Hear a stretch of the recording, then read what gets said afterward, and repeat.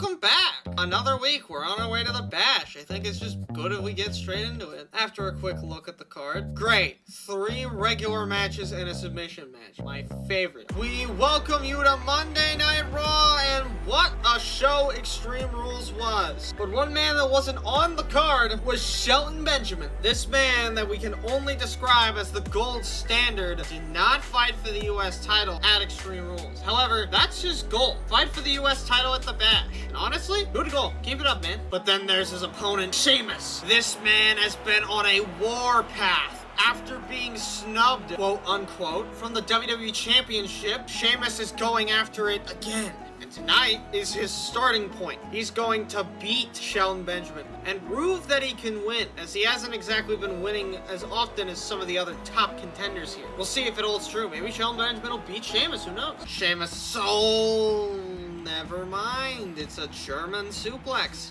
Double axe handle by Sheamus, everybody's favorite. A little bit of a stutter to start us out here, but it ain't too bad yet. If there's one thing I know about this game, though, is that it only gets worse the longer I record. Extreme Rules was a great pay-per-view. I really enjoyed it. How it did on YouTube, a little bit less. One of my friends thinks it's because of a new algorithm. However, they're a Twitch kind of guy, so I'm not trusting them. But more or less, I'm not doing as great as I could. But I also understand by this point that most of what's happening here is luck anyways, and maybe my luck's just run dry. Maybe YouTube wants me to do something else. I mean, 2K25 is also just around the corner, so universe modes that take place in later games aren't exactly doing as well, because everyone that is a wrestling fan is like, what's happening with 2K25? Also, Irish curse backbreak curse irate curse backbreaker, and now Sheamus. Wait a minute, what is he doing? We haven't seen this before. Shout out to Razor Ramon, the Celtic Cross, as he calls it, and that's it. Shelton Benjamin is done for tonight. And what other result did we expect? Be honest. Sheamus is going to beat Edge for the world title. Or at least that's what he wants us to think. Edge should be a little scared, but not apprehensive to do anything about it. Just take your time and everything will be fine. They don't even have a poster for the show. It's just, oh man. That changed actually nothing. That was a nothing burger match. The Rated R Superstar is in the mid-card tonight, and Edge, after Extreme Rules, still our WWE Champion. He defeated Triple H to retain, and Cody Rhodes with an attack on the WWE Champion. Cody Rhodes now is not anyone you should want to mess with at any kind of day, but Cody Rhodes, of all people, would know to beat somebody, you gotta get to them first. I mean, when he betrayed Hardcore Holly back in 2009, 2008, he did it by blindsiding him by joining Ted DiBiase. It didn't really make sense, but like it worked out for him just fine. And now I think Edge will make Cody pay for attacking him. But it's also Edge. We don't know. Oh, spin kick. Now remember, submission matches are for some ungodly reason falls count. As the match actually started, that's the real question we should be asking. Don't ask any questions. Okay. And Cody is just a reversal machine out here. And now the referee is coming down, getting involved. He definitely wants to, though. I can see it in his eyes. I can see it. I'm there. I swear. Don't ignore those 2 losers. They are VIP ticketers. They get to sit at the X commentary table because they're such huge fans. The ref hasn't called the bell. The match has technically started by rules of regular matches, but Edge is just gonna take his time and beat Cody down. I mean, that's what you would do to any one of your attackers, right? And Cody is just not gonna recover from this one, financially speaking. He is just down. Wait, Cody, wrestling-wise, is back in it. And Edge going for the execution. Triple H is still mad. Edge attacked him after they finished their match last night. Triple H is not gonna be happy about that one. Triple H trying to pick him up, but an eye poke. And this is just giving Cody time to recover and rest. Triple H just did nothing, and I think both Edge and Trips realize that they don't really want to do this right now. Oh, Edge realized that Triple H isn't leaving, so that he still wants a beatdown. He's decided to just leave let it go. Wait till later in the night. Maybe attack him backstage. We haven't seen a lot of backstage attacks lately. At least we haven't caught any on camera so far. So far, being the keyword there. And we are seeing Edge get into a groove. And that is another execution to Cody Rhodes. How much more punishment can Cody take? Spear! Spear by Edge! Floats him away from the rope. Smart strategy, but is it enough to take Cody out? Surely yes. And it is! Cody has tapped out. Edge wins. Shit, I forgot to do the attires. Well, hold on. Wait, hold on twice. Sheamus is back with the same pipe that he attacked with the Backlash. I knew there was a story to tell. Cody and Edge had a rivalry in the first place, so that Sheamus moved above Randy, or that Cody moved above Luke Gallows. He lost! You son of a bitch. Anyways, here's the #1 contenders match on the first fucking week. Wondering where that match went? It's gonna be playing in the bottom right corner. We welcome you to the main event of Monday Night Raw, and this one's a doozy. We are already deciding who will face Edge at the Bash, and the best person for the job has to be the game. Triple H. This man has gotten his shit together. After losing to Edge at Extreme Rules, Triple H has vowed to get another shot at Edge, but his opponent has a bigger story to tell than he could ever, as Triple H has only had to deal with the fact that he has beaten Edge before, but lost to him at the pay-per-view. A story many alike him have suffered, but CM Punk is a whole different beast. For CM Punk, the fire always burns, and especially now, in modern times, CM Punk has some opinions. Not only has he put white and black wrist tape together, he also, random camera shot to nothing, he has also managed to lose the tag titles just a month after claiming them. Now, to be fair, the only reason he did claim the tag titles is because Jericho betrayed the Big Show, but CM Punk is still upset. And now, he's going after a much bigger prize in the WWE Championship. But will he be successful? Tonight, we'll find out. Hi guys, look at that. It's the graphic. Ain't that so cool? And now CM Punk immediately hitting Triple H, and I can see that the problem with Punk's boots continues. Last night, he had a little bit of a problem with the boots missing a texture. What the fuck, Triple H? And Punk is just a master of... Alright, I just heard my toilet seat fall down. Nobody else but me is home. I hope I'm not getting invaded. CM Punk, however, is a big master of not letting you get back on your feet. He will just keep on attacking until you can't take anymore. Sold the knee! Now CM Punk, oh wait, just a minute. Shimmy, yeah. Perspective, oh, but CM Punk is a little bit smarter than Triple H first thought. And now a dive off of middle rope is unsuccessful. CM Punk might have just like gotten in, put himself in a bigger pot than can fit him. What? People might be in trouble, that's what I'm trying to say. Almost thought he was going for a pedigree for a second. That would have been the ultimate fuck you. Triple H doesn't take advantage and instead just goes into the ring. And Triple H with a belly-to-belly suplex off the top rope. Of course, this match is a battle between pressure and expectation. No, it's not. Does Punk really have pressure? Is he being pressured? He just lost the tag titles. Nobody expects him to immediately go after the world title, sure, but I don't think he's being pressured to do this by like Luke or anything. It's more or less just kind of a I wanted to do this deal. Knee by Triple H to CM Punk, and a back shots, but with a chop, and another knee. Triple H just cannot stop the knees, and CM Punk cannot stop the chops. CM Punk, nope, not going for what he was going for there. And now CM Punk with a knee to Triple H's face and a running bulldog for good measure. Grabs the leg long enough to put Triple H in the go to sleep. That might actually be the end of the match if that's not a rope break. It's not. 1, 2. That is it. CM Punk is going to the Bash to face Edge. The unexpected outcome of this match has happened. CM Punk, after winning such a big match, must be so tired. Although we've seen him do this exact thing before while also barely taking any damage. So I can't be sure. What the fuck? Is this still the #1 contenders match? If Punk loses, does that mean he loses his shot at the WWE Championship? If that's the case, CM Punk is gonna put all of the stops tonight to make sure that he wins. this. But as we can tell, CM Punk wants to get this over with, waiting for Triple H to get up so that he can hit him with a diving crossbody. Punk is not in the mood to do a match twice. He's going to the outside, he's grabbing a chair, and he's just gonna hit him with it. And that's legal in this match. Hits him with it again. Dodging the chair shot, also he can pick it back up and hit him with one of his own. And now CM Punk's got a new plan. Elbows straight to the heart of his opponent. And it's Shawn Michaels. We haven't seen Shawn Michaels in forever, but it's a go to sleep on the trips. This match could be over. Where's the ref? And he breaks up the pin, but where was the ref? Why was he just standing there doing nothing? CM Punk is gonna have to fend off DX on the table. Not quite through it. Punk's pissed off. He's got a plan. And they wait. Triple H suplex through the table.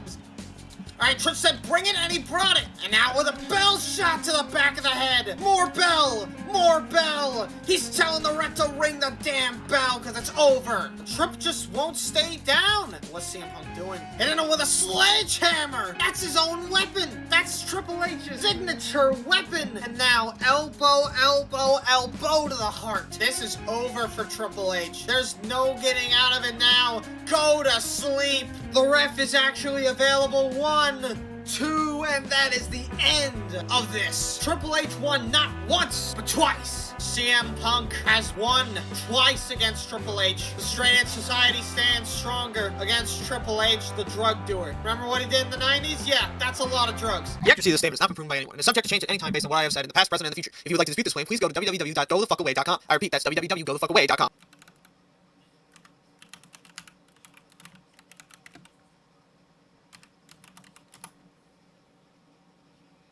What the fuck? They weren't enemies before, but that's how you do it. CM Punk is now above Triple H. CM Punk is now above Mark Henry. Ew. Did they get rid of DX? This has happened before? No. Let's look at the card for Superstars. I'm not gonna lie to y'all, this might be the greatest Superstars card ever. Where are the mid-carders? The only mid-carders are David Otunga, Shad Gaspard, Cody Rhodes, Justin Gabriel, and that's it. Still like half the roster, but we have Jericho, Christian, Edge, and The Undertaker, and Rob Van Dam on one Superstars card. The people that are normally leaving for Superstars or whatever are losing their shit right now. We welcome you live to Thursday Night Superstars, and what a show we have for you tonight. The Superstars general manager set up some amazing matches, and this starts with Rob Van Dam. I mistimed it, but whatever, you can't hear him say it anyways, it doesn't matter. Rob Van Dam, a former WWE champion, a former TNA champion, I think, and a former Go Fuck Yourself guy. But his opponent is a man who finally got his revenge on Jake the Snake Roberts. Last week on Superstars, he finally beat him. David says that he is somewhat satisfied, but not entirely. He wants to beat The Rock, and apparently, this is supposed to help him prepare for it. Yeah. Okay, I get it. The joke is that it's The Undertaker, it's actually the Druid, and everybody goes home and they laugh, and this match means nothing to anybody. I can't get excited for this when it's not. What the fuck? And The Undertaker is here! What the fuck happened to his hair? Why is he Americanized? Where are his hair textures? And why are hair textures white and blue by default? The Undertaker may have been pranked backstage by Kane, Lucifer, and now Taker taking advantage. Punch straight to center stage. Taker just takes everybody down in one punch, but it seems he's gotten the whole locker room mad. I mean, to be fair, he did betray the Big Show, and there's only 2 people that have done that so far, and they've done it within 2 months. Some people seem to have been emboldened by a regime change, and honestly, I expected that. And Taker, okay, what the actual fuck is that? Just caught Rob Van Dam out of his leg drop, but he didn't get the chokeslam. Somehow, Rob Van Dam managed to counter it in time. And he caught his leg again. That's a choke slam. Pulling David Otunga up, and that has to be a tombstone, but he can't go for the 3 yet because Rob Van Dam is still an issue, throwing him out to the outside, and that's a rope break. Nope, that's a rope break. Okay, the ref was hesitant, but it was still called as a rope break. Punch to David Otunga's dome. Taker gets teamed up on by David and Rob Van Dam, and Rob Van Dam is trying to win. And David's just gonna, oh, okay, no, he realized what he was doing. I guess when you do enough submission-only matches, you don't think submissions are actually a part of WWE's core curriculum. Taker pulls off Van Dam to the ropes, and David's trying to stop it, but he just can't. David Otunga getting his last ride. Oh, Van Dam gets thrown out again, and this time, David Otunga's in the perfect middle of the ring position, 1 and 2, and wait, Rob Van Dam!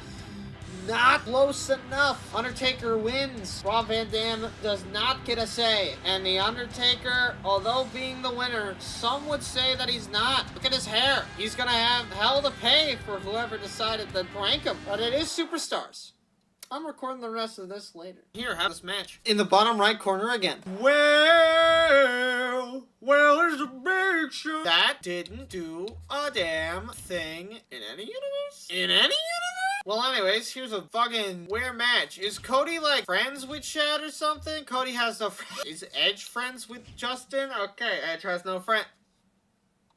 Well, fuck! We welcome you back to Superstars, and Cody Rhodes is back. On Monday night, he decided the best course of action was to get into a match with Edge. Specifically a submission match, and he lost. Brutally. It was actually kind of ridiculous, not gonna lie. The game froze on a blink. Have you ever seen this blinking animation before? Is this considered a cursed image? 2.5 minutes later. Still not done. There is, in fact, still audio. I can probably tell by the fact that desktop audio is still going, but holy shit! And then there's his tag team partner. What the fuck? 3.5 minutes later. In terms of the top little area. Oh, hey, Shad's back on. Chad Gaspard is teaming with Cody Rhodes in a definite spectacle, if I had to say anything.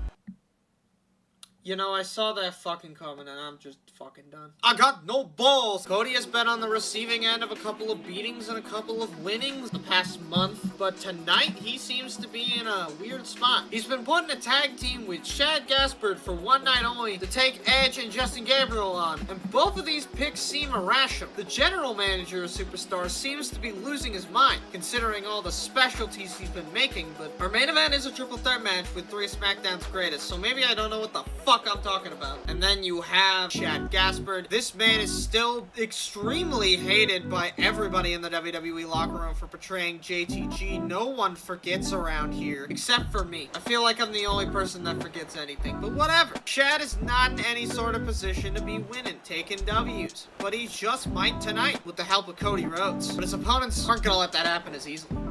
Normally, this would be where a commercial break is, but since I don't have one of those, I'm just gonna tell you to subscribe. Got it? Cool. Back to the video. We're back live on Superstars, and Justin Gabriel's out here. The Conquistador already in the ring, making his return from that one steel cage match on Raw that we already knew was Edge. Is this just Edge in a Conquistador outfit again, or is this a completely different person? I have no idea. And Cody... Ooh. The Conquistador immediately kicks Cody down. I took 4 years to say that, but whatever. Why are his knees a different tone of yellow than the rest of his body? I actually played some 2K24 today in preparation for playing 2K25 because I've already bought the game. That's right, I pre-order all my 2K games. I've pre-ordered every 2K game since 2K22 because taxes come out right as it does. It's the best time to do it. Some people are gonna call me a nerd for that. Anthony, sound off right now. I know you're gonna do it. Cody going for a massive suplex and a suplex slam, and Justin Gabriel, despite looking the other direction, managed to taunt. And now Cody runs up, Edge in the... Edge. We'll use them interchangeably for now. We don't actually know if this is Edge. We'll figure out if he wins. Of course, you didn't get to see his entrance, so you wouldn't know if he has the title, but I feel like if it were Edge, he wouldn't bring the title out anyways, so who cares? Okay, he just straight up missed. Good job. But the second, nope. He's getting what he wants one way or the other, but I don't think that the Conquistador is gonna let that happen as easily as everybody might want him to. And now he's running to go tag in Justin, and he gets the tag off, but not before taking Bulldog. That's a drop kick and a half if I've ever seen one. And I think Cody with that last stomp. Yep, he's tagging in Shad Gaspard. Here we... Oh, never mind. Justin Gabriel moment. And Shad picks him up off of it. What's he gonna do? A Samoan drop. Unusual to see. CC. Do you love Cape Town greatness? Oh yeah, that's right. Justin Gabriel is from Cape Town, South Africa. Half Nelson Slam. It's probably just a full Nelson Slam. I don't know why I'm keeping up that consistent bit. And by keeping it up, I mean I just don't ever really show them. I don't know, I don't show many moves anyways. Whatever the next grapple is, I'm gonna show it in full just for y'all, unless it's like a SIG, then in which case it'll expire. It is a SIG. Okay! Say that like I didn't have any control over what I did. I don't have control over what Justin does. I do have control over what I do. Shad goes for the cover as a 1, that's a 2, and that's a 3. And the Conquistador is pissed. He's telling the ref that he could have made it. And at the pinch, is he crying about it? Well, regardless, Shad Gaspard and Cody Rhodes have gotten the win to the dismay of everyone in the locker room. These two could form a tag team. We've seen Ted and Primo do it off one appearance before. Why not? No! It moved Cody and Shad up in the U.S. title scene. Both good contenders. Did not expect them to both go up from Chris Jericho is out here, and look at him. He's not been around, actually. He's kind of been banished from SmackDown for a little bit. Big Show's kind of been running the place. Jericho is not too the wise about it, so he hasn't shown up on SmackDown in a little bit. But he shows up on Superstars tonight, not only because the Big Show isn't here, but because we actually have a rematch. Jericho, Christian, and Ted DiBiase got something to prove. Jericho wants to prove that he can beat his former tag team partner, and Christian wants to prove that he can beat Ted in a normal match. And Ted wants to get revenge on Christian for beating him in that tables match. If you saw that match, you would know that he did not win fairly. The table collapse was clearly already cut by some outside force. I also think that's the first time I've been cut off while doing entrances, but Christian, this man didn't win. No one did. But the SmackDown general manager decided to keep the book the same as it should have been. And honestly, I don't blame him for it, but it made everybody mad.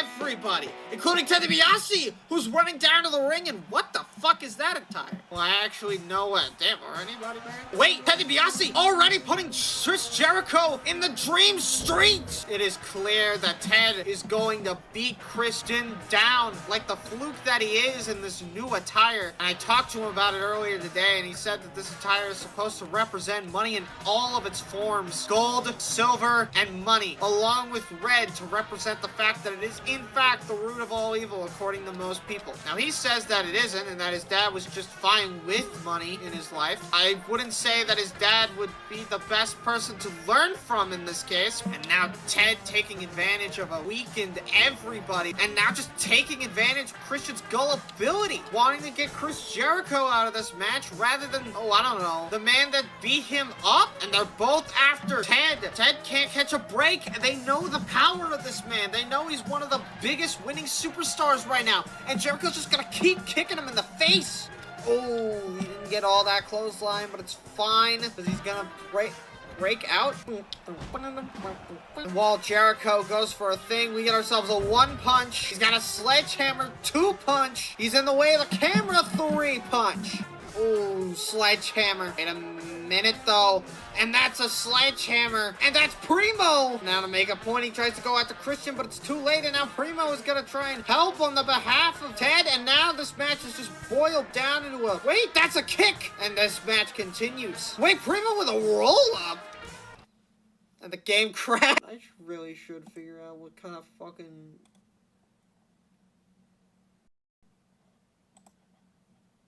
Okay, damn, that took my entire PC to load. The next 45 seconds consists entirely of 5x speed footage of SmackDown vs. Raw 2011. Why didn't I just put it in the corner? Because it'd be kind of weird to have your own match going up against the ending of your own match, okay? Yeah, that's about all I really have to talk about here. I'm just kind of going to talk over the footage because it's not done yet. So I was going to cover 2K25 on the channel, but then I realized, wait a minute, I kind of don't want to do that, so I'm not gonna do it until May with Binding of Isaac in Universe Mode. Hey, is that fucking R-Truth? Why the fuck is R-Truth here? Well, the match is about to do match things, I guess. You can kind of tell.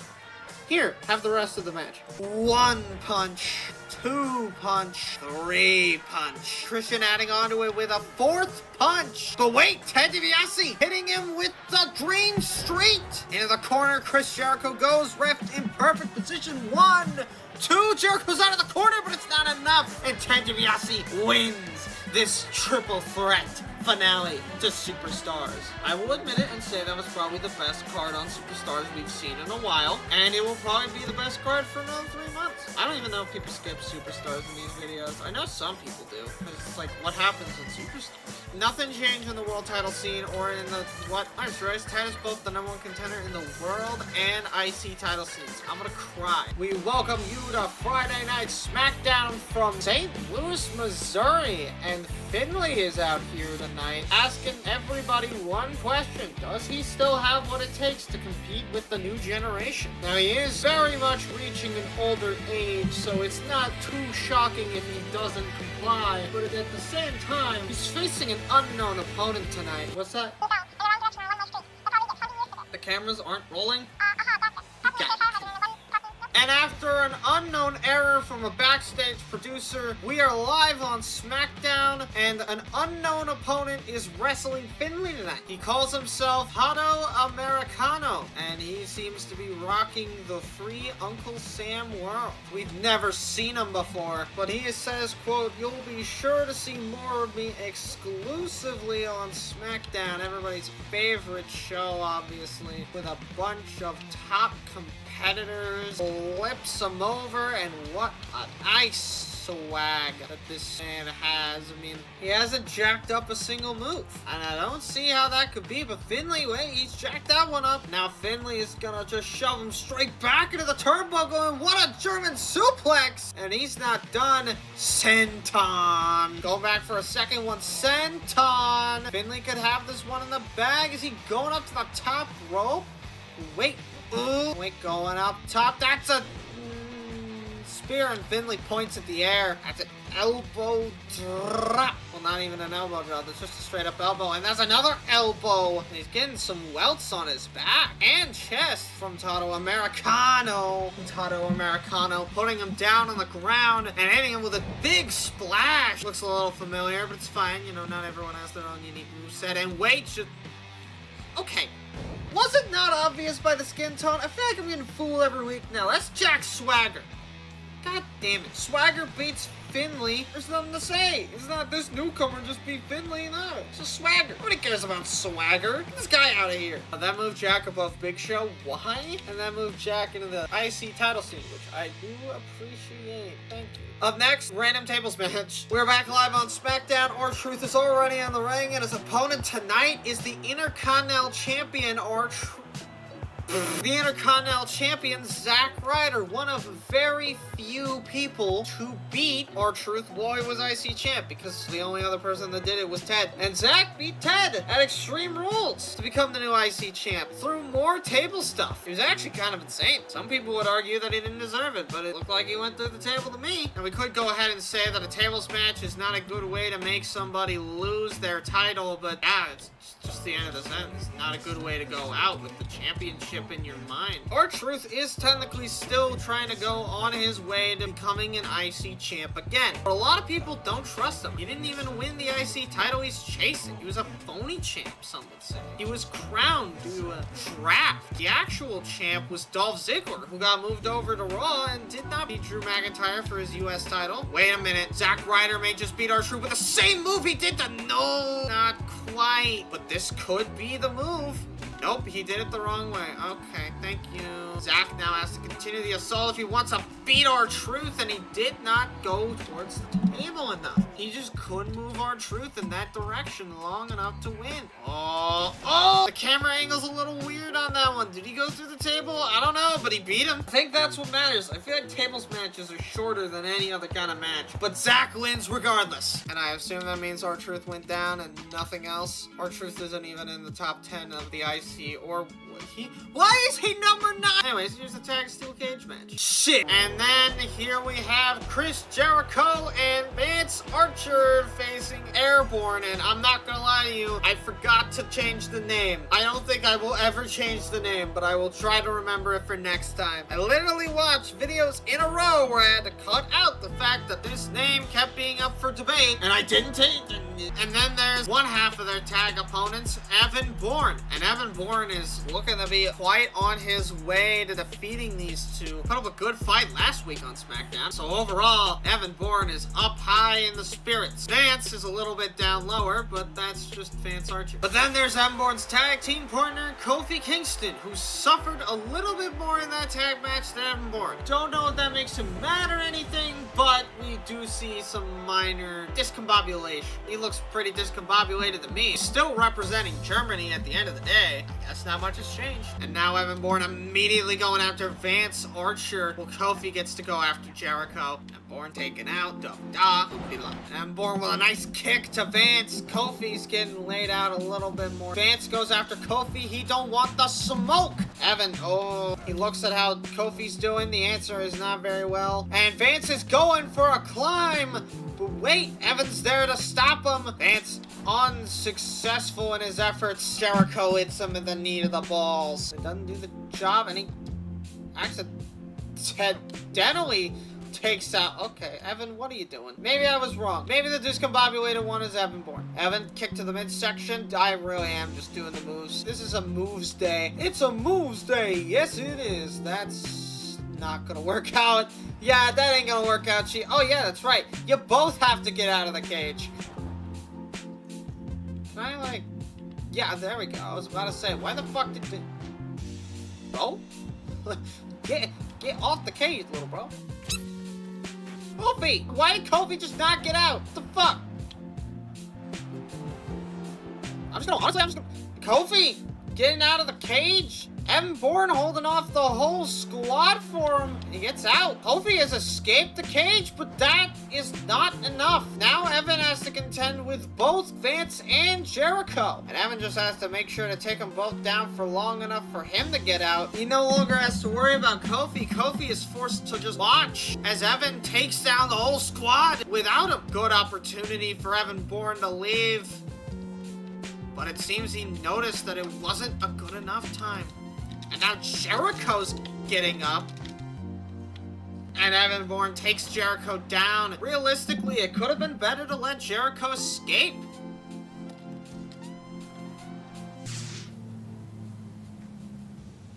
Who the fuck? Oh no, this could be disastrous. Into the cage wall! Jesus Christ! And now they're both leaving. Well, Jericho's not quite leaving, but Jericho's just gonna beat down on Evan Bourne while Vance Archer escapes. Wait. And wait, Evan Bourne managed to take Vance down! Evan Bourne gets up, hits Vance with a dive! But it's fine, he can kick him in the face, and that could be Evan's chance to escape right here.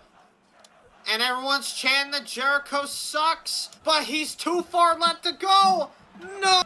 Evan doesn't get up, and Vance stopped Jericho from getting up! Now Jericho goes back to getting up, but it might be too late.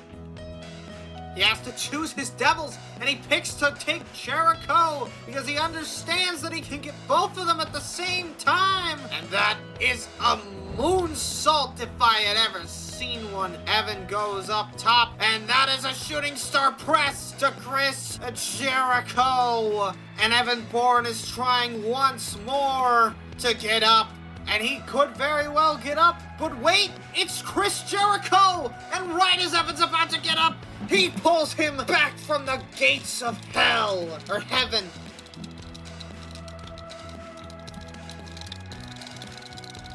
Wait a minute. Jericho's getting up, but Evan takes Vance. And remember, it doesn't matter. As long as Evan Bourne gets up and Vance doesn't, this is a job well done. And wait! He's up!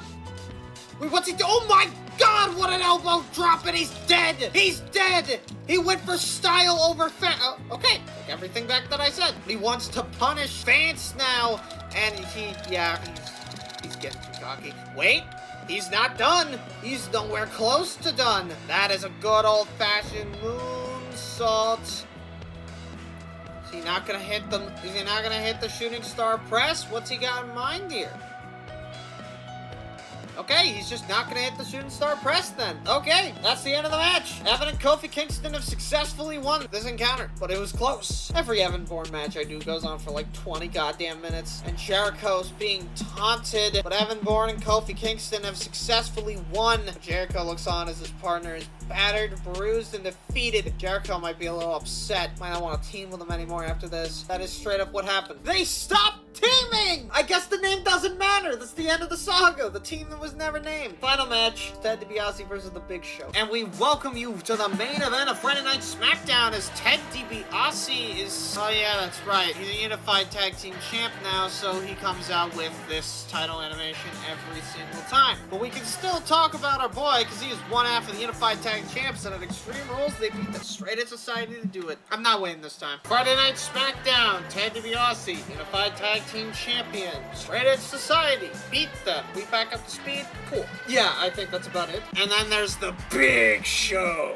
I don't even have a drink to grab this time. Here's The Big Show. The game did not freeze this time because it didn't, like, fuck with his pyro or some shit. I don't know. Point is that The Big Show is here tonight and he is ready to do business. He's been betrayed several times before. I'm kinda surprised Ted DiBiase didn't just straight up attack him. He's done it in the past. He did it last night. Maybe he wants to play this one fair as David Hart Smith watches on because of their times in Jericho. I guess David Hart's really just here to watch Big Show get his ass beat. His comeuppance for the things that he did when he was with Chris Jericho. I'm surprised he holds a grudge against Big Show and not Chris Jericho. I mean, we've seen the grudge against Jericho a few times in the past, but I guess this is the first time we've proven that he's had a problem with Big Show, and Ted DiBiase missed half of that. And the parts he did not miss, he barely hit. Big Show throwing Ted DiBiase out of the ring, giving him time to throw up the sign, but Ted DiBiase doesn't let people taunt ever, and he elbows them in the head for even doing the damn thing. Oh, nice stomp. Way to compress a man's lungs, make it so he can't fight anymore. But Ted DiBiase has the strength of giants as he just toppled the giant. But apparently he gets cold feet whenever Big Show does other things. Truly a heel. What is the requirement to be an elbow drop? Genuine question here. Ted DiBiase hits a quick double axe handle on the Big Show. You gotta take every chance you can get to go and attack the Big Show, otherwise you're never gonna beat the man. And he's been flaming with Jericho and Christian, two light heavyweight wrestlers on Superstars. This is a new form of wrestling for him. He can't just do all his big power moves on the Big Show right now. He has to actually pay attention. And though not quite for Big Show.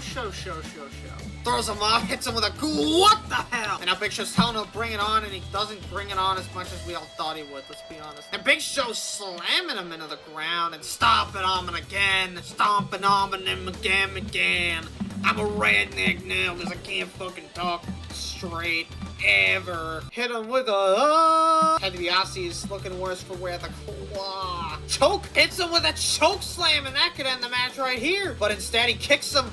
And this battle might be too great for Ted DiBiase. Grabs an announce table, and I think he's got a plan. He's trying to make himself look tough out here, but it's not quite working. Wait a minute, this could be big for him. Double axe handle straight to the Big Show. And I think it was big. Big Show stopped getting up immediately. And Ted DiBiase counters his Irish whip. Hold on. And now the fans are chanting that Show's gonna kill you, trying to tell him no matter what happens, he will not win in the end. Clothesline, and wait. That's one punch, two punch, and a solid third punch. I'm just waiting for Big Show to get up, and his insurance policy, it's Primo Dream Street to Ted DiBiase, and that's gotta be it. A solid 1, 2. Primo wasn't even necessary. Ted DiBiase wins all on his own. Ted DiBiase, what a great victory for him. I don't know how you could ever come back to SmackDown if you're 7 foot and you lose to Ted DiBiase. Here's June week 2. We're getting closer and closer to the back. Kane? You know what? This is a pretty good card, except this. But that was bound to be bad, so I don't know why Justin Gabriel's in this match, though. God fucking damn it. God damn. I see you. Okay, game. This is how it's gonna be today, huh? We welcome you to Monday Night Raw in Baltimore, and... okay. Okay, I get it. Shad Gasper, the man that has tried to call himself just Shad and no one cares. Shad is, of course, a man that has faced MVP many times. These two are honestly getting a little sick of the same old matchup every week. What if they face like 3 times by this point? Tonight that changes. The Raw general manager is giving them what they want by adding Justin Gabriel into the match and changing literally nothing else. No, I'm serious. It's just Justin Gabriel. Don't ask. But then of course MVP's out here and he doesn't really care. I'm just gonna admit it. I tried talking to him about it. His only response was, I fight the guy every week, I lose to the guy every week. Adding Justin only makes it more likely for me to win. Ignoring the fact that he probably has beaten him before and we just haven't noticed because my brain sucks about as much as yours does. And also I don't like going through old footage. Not a thing I like doing. I'm gonna have to do that anyways though for an upcoming project, so who knows, maybe I will fact check this. And then you have the former Nexus member, Justin Gabriel. This man, of course, as I've told you before, has stayed out of the whole Nexus beef between David and Wade, preferring to go on his own straight alone in Monday Night Raw. But Justin Gabriel really doesn't have a reason to stay out of it at this point. David's been asking for help, and Wade doesn't need it. Why doesn't Justin just help David? Maybe it's because he's playing both sides. We'll never know. He looks happy to be here, though. And why the fuck is John Cena in the crowd? God damn, get this fucker away from me. I think MVP is just not ready to let bygones be bygones, making sure Cena doesn't do anything rash. But wait, Chad! Going over the steps. May not be over for the steps. Okay, never mind. It might be over for the steps. I just tried to hit the Y button. I'm playing too much 2K25. Wait, Justin Gabriel head first onto the steps. He's holding his arm, but I think that's because it also hit the steps. I mean, I don't know. Oh my god, leg on the steel steps. This has gotta be one of the most embarrassing beatdowns these two have ever seen. Could send him directly into the steps, but he just barely hits the concrete instead. The battle continues on the outside. There's no DQs inside of a triple threat. There's no countouts in a triple threat match. For some ungodly reason, it makes sense that there would be. It's just another person.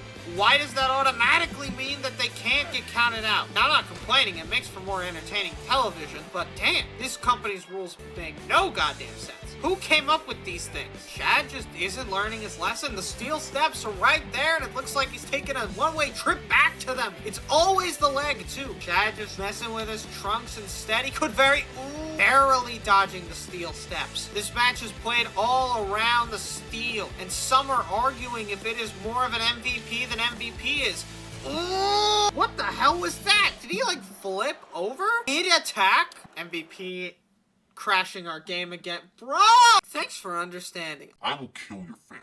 It's time to change the custom configuration again. I can make it 69 by 69 resolution scaling. You know what? I'm gonna do that just to be funny. With all those features combined, we will now proceed to crash the game for a 3rd time and then turn one of the settings off. And then this video will become a giant fuckfest. Nobody will be happy except for me. It's gonna be me. We're back from commercial break and knee to the face. The steel steps have been put back into place. MVP and Shad Gasper are going back at it. And for some reason, I feel like the game is just like whiter now. Maybe I'm just losing my mind. Damn, Shad, you kinda suck. This match not immediately going to the outside. John Cena has left because he called the match, quote, boring as fuck, adding on later in a tweet that he literally just wrote. I mean, seriously, how many times can you do the same steel step spot before it becomes boring? I think I found the final piece of the puzzle to make the screen stop fucking artifacting completely. Crashing, we'll see.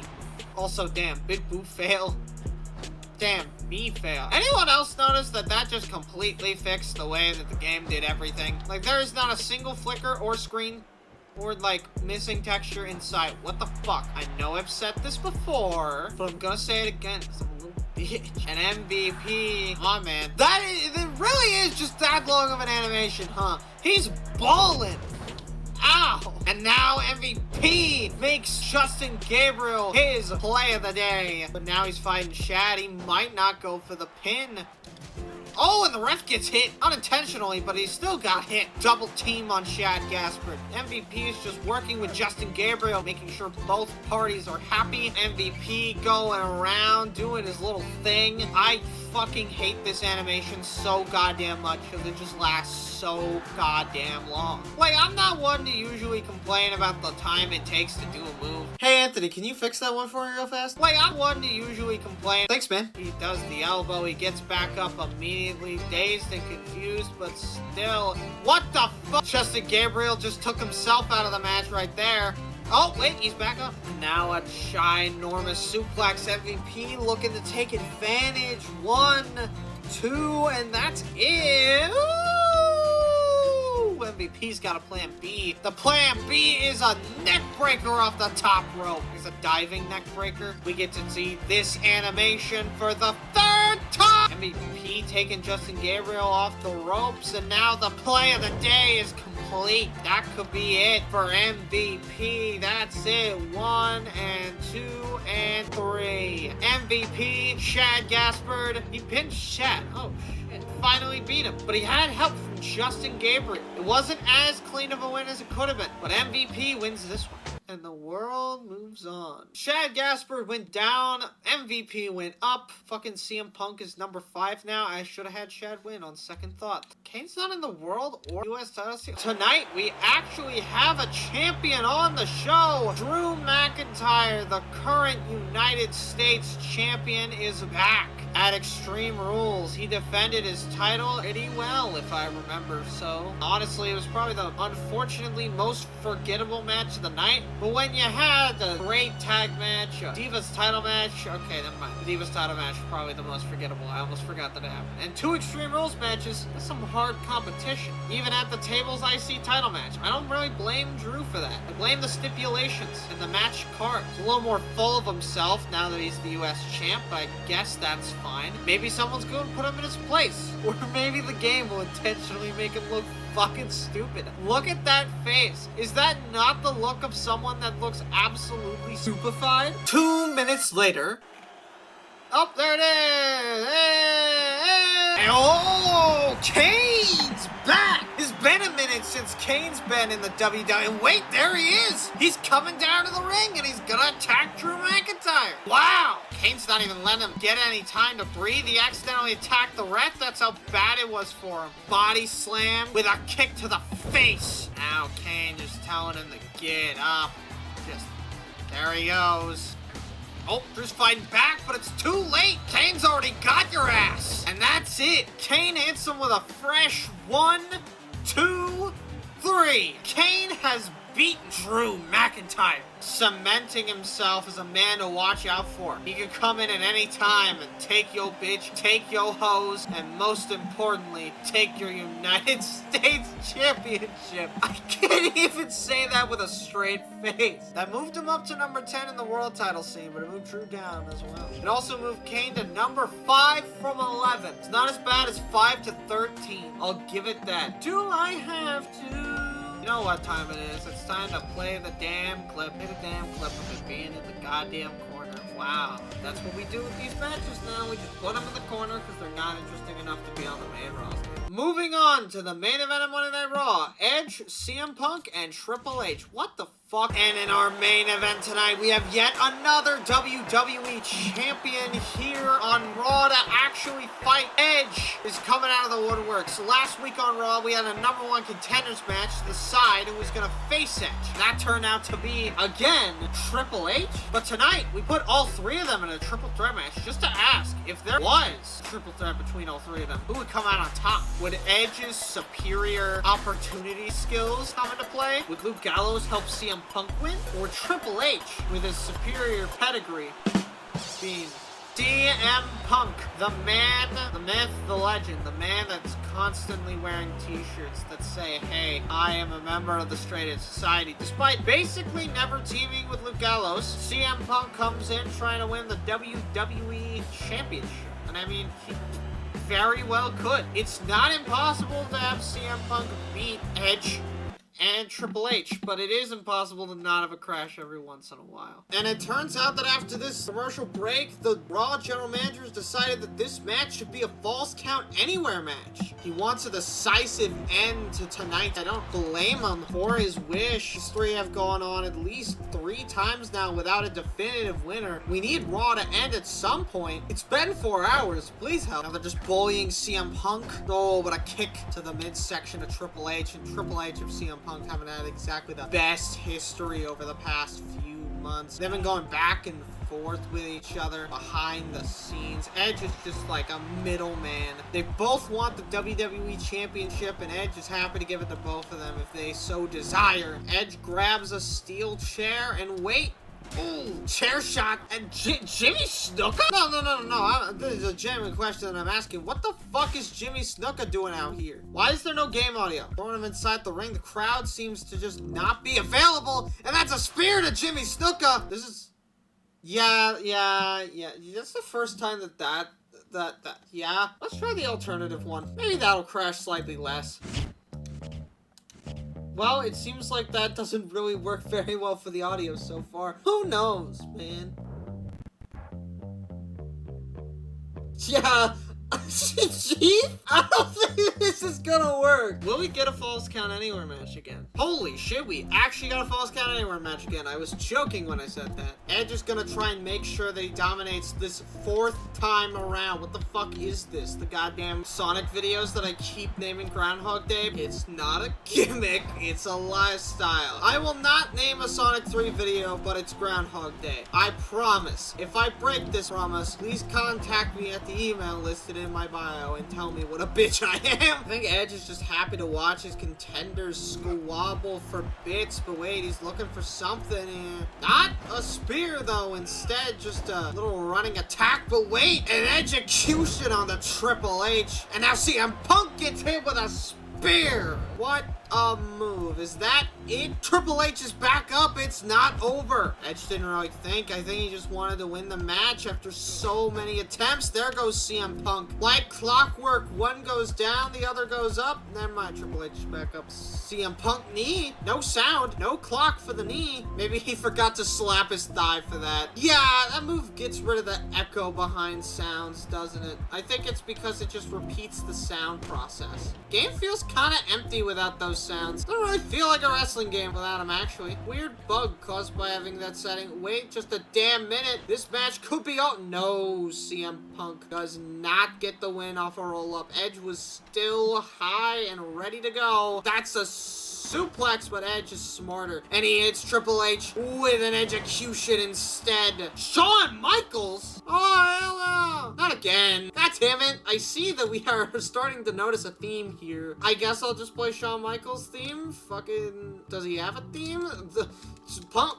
Red! I mean, as far as I know, as long as the guy's in the match, the game won't crash, but I don't know why a guy entering the arena, are you serious, causes the game to lose all of its audio. This is a weird bug. I'm gonna take a guess. I'm gonna load up Discord to go check the RPCS3 Discord server, and then there's just a fucking thing that says, don't download this build, Lamau. No, there actually is. I mean, Edge gets hit with an execution, but I don't really know what to do here. There's literally no audio. Will it return once the match ends? CM Punk gets hit with a spear, but a low blow to CM Punk by CM Punk. You gotta hear that error in real time. Isolated audio. This means if I say anything dumb, people can just put it in their own Discord soundboards and shit. Hold on. I love penis! Why did I do that? Fuck's wrong with me? Heterosexual man detected. Proceed with caution. Not that dangerous. There's no that. I'm just not dangerous. Spear to secede CM Punk. Count the damn pin. 1,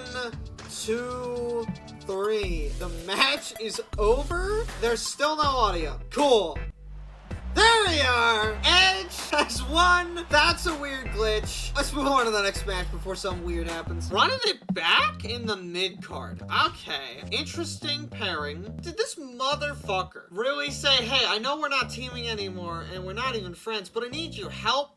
We welcome you live to Thursday Night Superstars, and Wade Barrett is back. This man is a member of the United Kingdom and has been for some time. And the United Kingdom, well, he doesn't really feel part of it. He's not leaving, but we can all kind of sense in the air that he's exiled in comparison to the other three. Sheamus, Drew, and William Regal. Even if William Regal doesn't show up, are all at least doing something and going after the same people. Wade Barrett's been stuck on Superstars the whole time he's been here, with no signs of joining his fellow teammates on Raw in intimidating the entire roster. We'll see how things change though. And this man's out here with Lex Luger. And Shelton Benjamin said the reason for this is that the only thing better than a gold standard is a gold standard who knows that he's the gold standard. So he brought out one of the greatest gold standards he's ever known, Lex Luger. And honestly, it makes more sense than a lot of other people's decisions. I'm looking at you, SmackDown General Manager, you fuck. Shelton Benjamin immediately hits him with the German. We'll see how this plays out for Wade Barrett as he goes into this match and we all start to question him. And a springboard! Shelton Benjamin is making it known that he is going to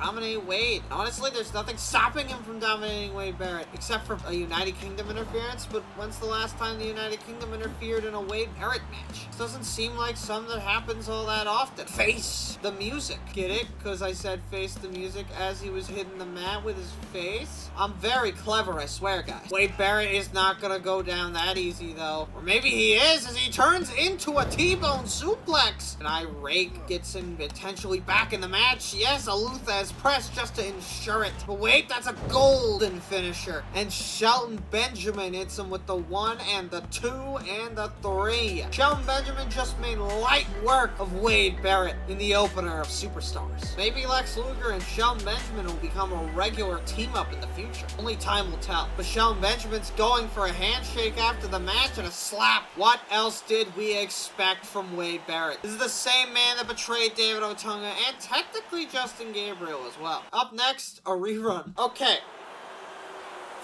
Why does that image on the Titantron just look like that? You should kill yourself now. Okay, you can't fucking fool me twice, man. It's so fucking predictable how these motherfuckers think they can just lay this guy's arm, pull out the smoke, and then I'm gonna die. And then there's his opponent, Rob Van Dam, RVD, Coolio, and me, Rob Van Damn, I did the thing right this time, guys. Then there's everybody's love child, David Otunga. I mean, this man just can't do anything wrong. Everybody loves him. And he has never done a single bad thing wrong. Why is he going in the ring like that?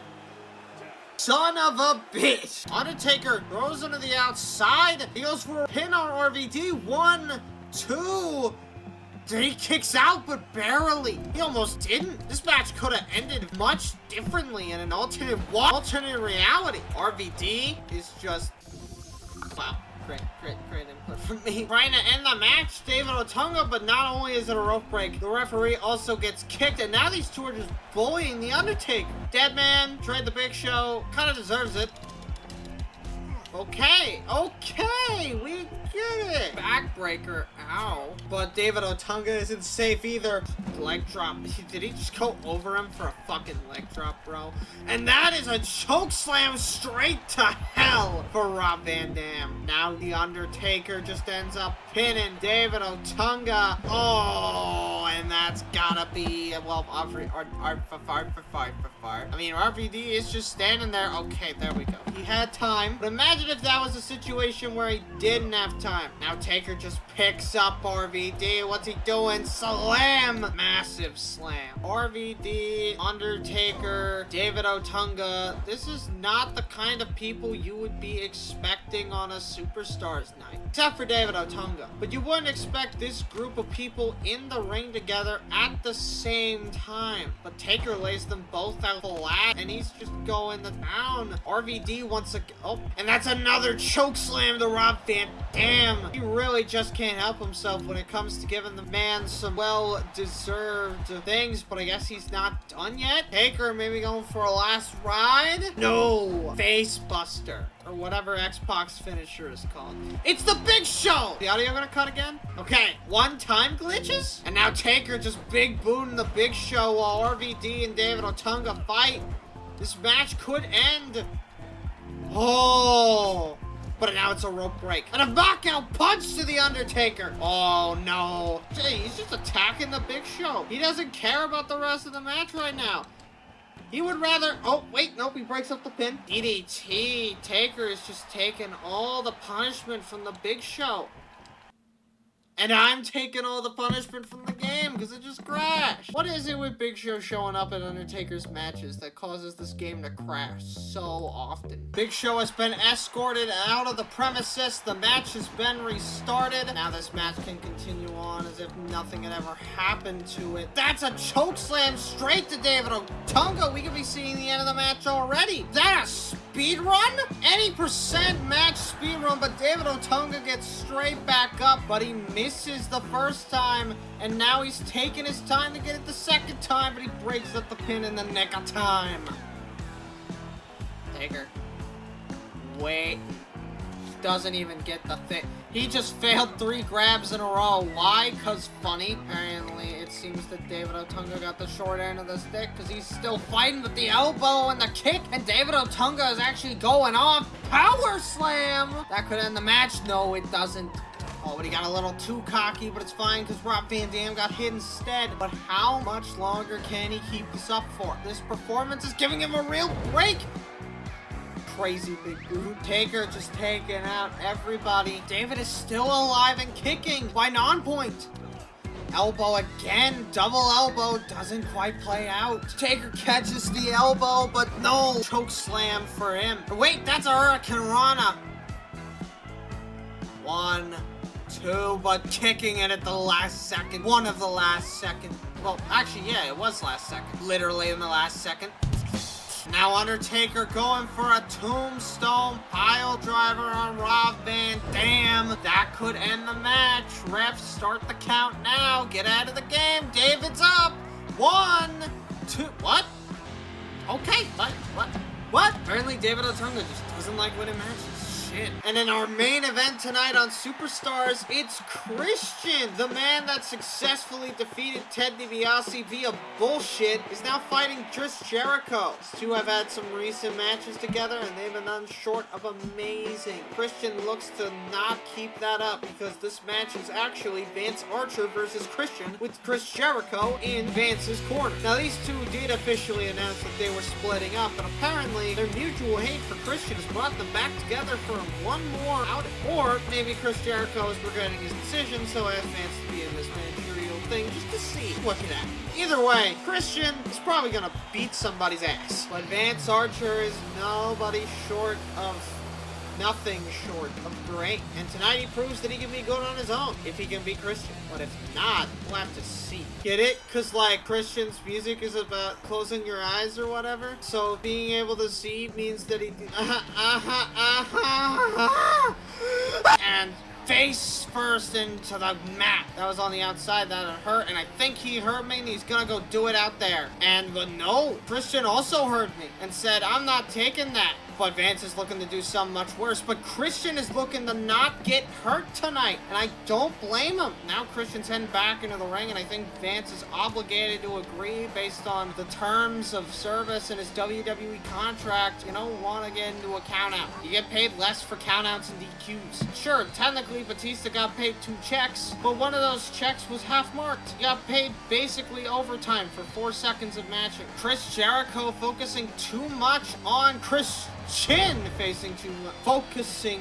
You know what? I'm just abandoning the sentence. This match is about to be over anyways. Maybe going for that again, but no. Face first again. How many times are we gonna have to teach you this lesson, old man? Your finisher isn't that good anyways. Rolls to the outside, avoids all consequences. Christian got cocky again, but this time no dice. And Christian is just getting cocky again. How many more times can he go for this before he learns his goddamn lesson? He's too focused on looking good tonight. Vance isn't falling for his stupid gags. Finally, Vance seemed to get what he wants. Reverse DDT. And it seems that he barely got him out of the ropes.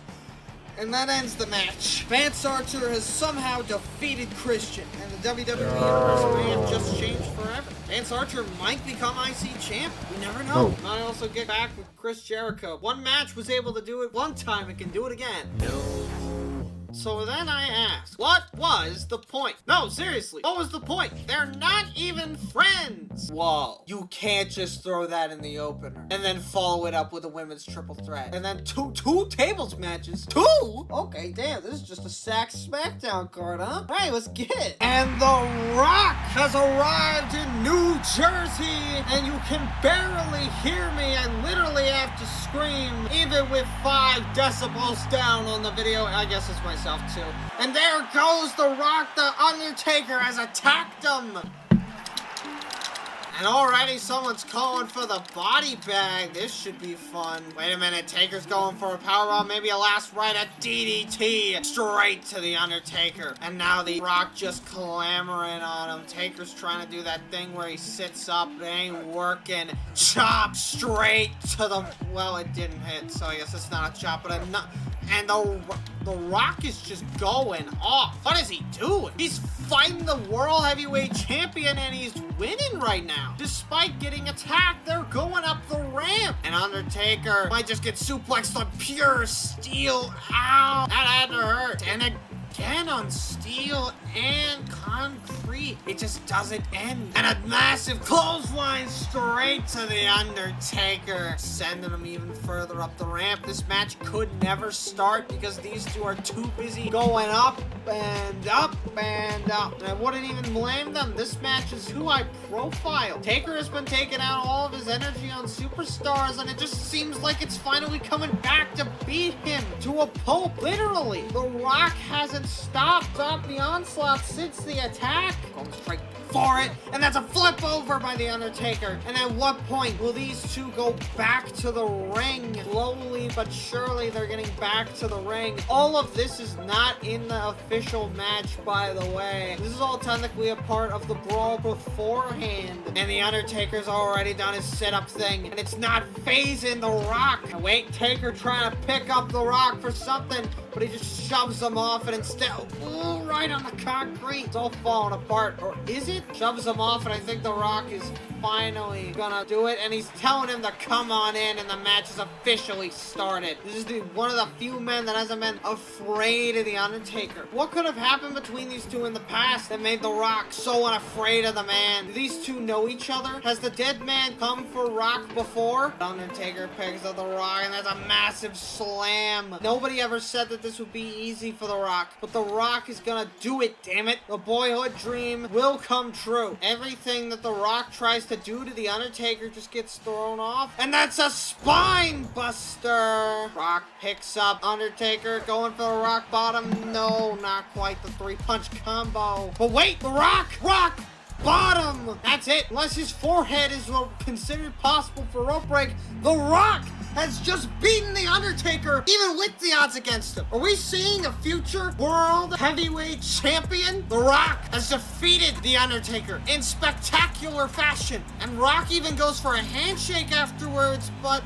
nah. Taker will never let that happen. Ever. And he's not even in the top 10. Up next, after that spectacular Rock-Undertaker match, we have a women's triple threat. Alicia Fox, the women's champion, has been looking for an excuse to be on SmackDown as of late, and tonight, she's found it. She says she's beaten one, but can she beat two? And then there's her opponent, one of them, Layla, and this woman is definitely choreographing her entrance before she does it. I don't understand anyone else who would do moves like this. It just feels completely unnecessary. But Layla, she's the woman that'll do it, even if it isn't the brightest thing in the world. And then there's both of their opponents, Gail Kim, a fitness machine. Gail Kim makes her way down to the ring in the black with a gold finish. Either way, it looks cool, and okay, damn, someone's camera fucked up. What the hell? Alicia Fox immediately goes after Layla, and Alicia Fox taking out both women, now trying to go after Gail Kim. Instead, these two team up on the women's champion. Elbow drop in this match so far seems very non-Gail Kim-centric, but she's trying to involve herself in this match. This totally doesn't remind me of any other recent events that I can think of. And Gail Kim is dodging attacks left and right to go attack other women. And And again, Layla's just like choreographing so much that she's giving herself away. I don't think I've ever seen a woman give herself away more often than she is. Then again, I guess when you arc the knees so much, you also kind of give yourself away. Great DDT by Alicia. Kim's just showing back. Moonsault to Layla. Not sure if that was the intended target or not. That's a double-armed neck breaker. I don't know what else you would call that, to be completely honest. Gail Kim, Irish, not quite. Eat defeat. It was not going down that easily. In the corner. What? She's grabbing a sledgehammer, and this is perfectly legal because that's a triple threat. Using it on Layla, but this match could get more intense from here. Wait, no it can't. Yes it can, it's a rope break. It just keeps going after the legs of Alicia Fox, trying to make sure that she can't run anymore. Hey. Oh, and I think it's working. She just fell over. Now a double arm neck breaker straight to Alicia Fox. Takes her out of this match completely. And Layla, again, it seems we're going for another eat defeat. I think Layla up at this point has truly eaten defeat. What the heck? Seems her strategy is just to focus on Alicia Fox and then only hit Layla at the last second. The strategies change and she just can't hit anything. Bitch! Bitch! Get the fuck off. Oh, she's done with Alicia Fox. Why the fuck is Anthony playing Overwatch? Anthony, stop playing Overwatch. Wait, Alicia Fox has a sledgehammer, but Gail Kim just hits Layla with the third eat defeat of the match. How many times is someone gonna eat defeat before they officially eat defeat? Gail Kim finally is able to go for a pin. That's a 1, that's a 2, and that's a fucking 3. Gail Kim has defeated Alicia Fox and Layla, and she might be the next women's champion. But considering the women's champion hasn't been defended at the last 2 pay-per-views, I'm not holding out hope. Did I at least affect the women's rankings at all? Well, I guess it was just the 8th person beating up the 9th person, but also where has fucking Natalia, Mickie James, and Melina all been? We are back live on SmackDown, and E-Generation X is out here. And it seems that this time they're making fun of our former owners. I didn't tell them to do this. They just did this on their own, apparently. I mean, they've done it before, they'll do it again. It's a lot better than having tits and ass in your face while you're just trying to watch wrestling. I mean, not everybody wants to see that stuff. I say not everybody because... And wait, Kofi and Evan have just attacked DX? I guess they really liked Vince and Shane. Well, I wouldn't have expected this in 1,000 years, but Evan Bourne and Kofi Kingston just attacked DX right before this tables match. What the fuck? Yeah, man, you are on TV. Great job. You can fucking read. Triple H, Shawn Michaels on the opposite ends of the ring. I'm really gonna have to zoom in here. Kofi's just hitting Shawn with tables. Shawn grabs the table, but Kofi's just walking away. He's grabbing the steel steps, but in good time to use it on Kofi.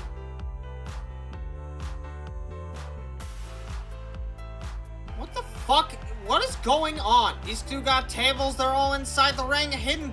No, Kofi is a table master at this point. Kofi and Shawn are playing dangerously close around a table, but it's fine because they're not actually doing anything that could put them through one. Shawn did not hit Evan Bourne correctly. Wait a minute, Shawn sets trips up perfectly to almost put Evan Bourne through a table. Not quite putting him through a table, but we all got worried for even just a second that maybe the match ends here. Kofi is thankfully saving us from that, but Evan Bourne gets body slammed on a table. Triple H wants to make sure at least one table's in play at all time in a non-corner setting, so he's gonna throw for content. Literally throwing for... Okay. Thanks, Shawn. Wait, Evan Bourne? Oh, the match was almost lost there for DX. Triple H just cannot decide who to go after. Is it Evan Bourne or is it Kofi Kingston? Make up your mind. I know one of them attacked you and the other lied about their ethnicity. Aren't you supposed to be Jamaican? What happened to your accent? And Shawn Michaels just kicked up. It's gonna get open to overdrive. Never mind, he just got hit with an ass. And Triple H with a crazy spine buster. And now Triple H putting Evan Bourne through a pedigree. That's not quite it for Evan Bourne. It never goes into the corner.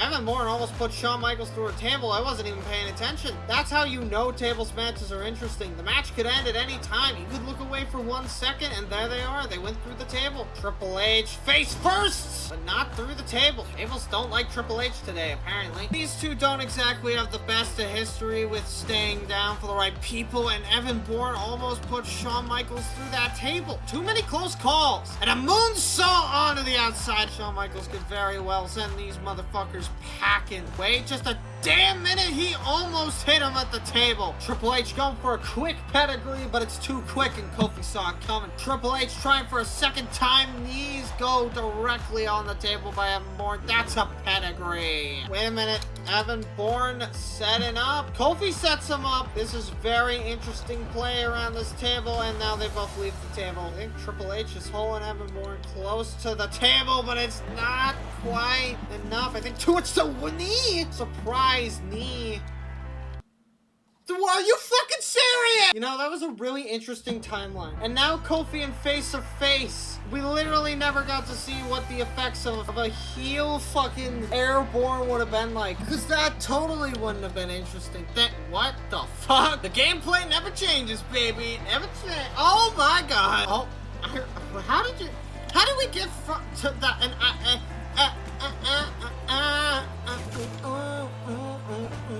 yeah. I feel like there's a certain point in these videos where you can just threw the table out instead of fucking whatever. I feel like there's a certain point in these videos where you just kind of go like, oh yeah, he's lost it. It's official. Every video, I start out normal in like every one of them, and then there's like a very specific point in the video. You know what? Somebody go and find them. Track down every moment where I go insane in every single one of my videos. Sean's already kept up.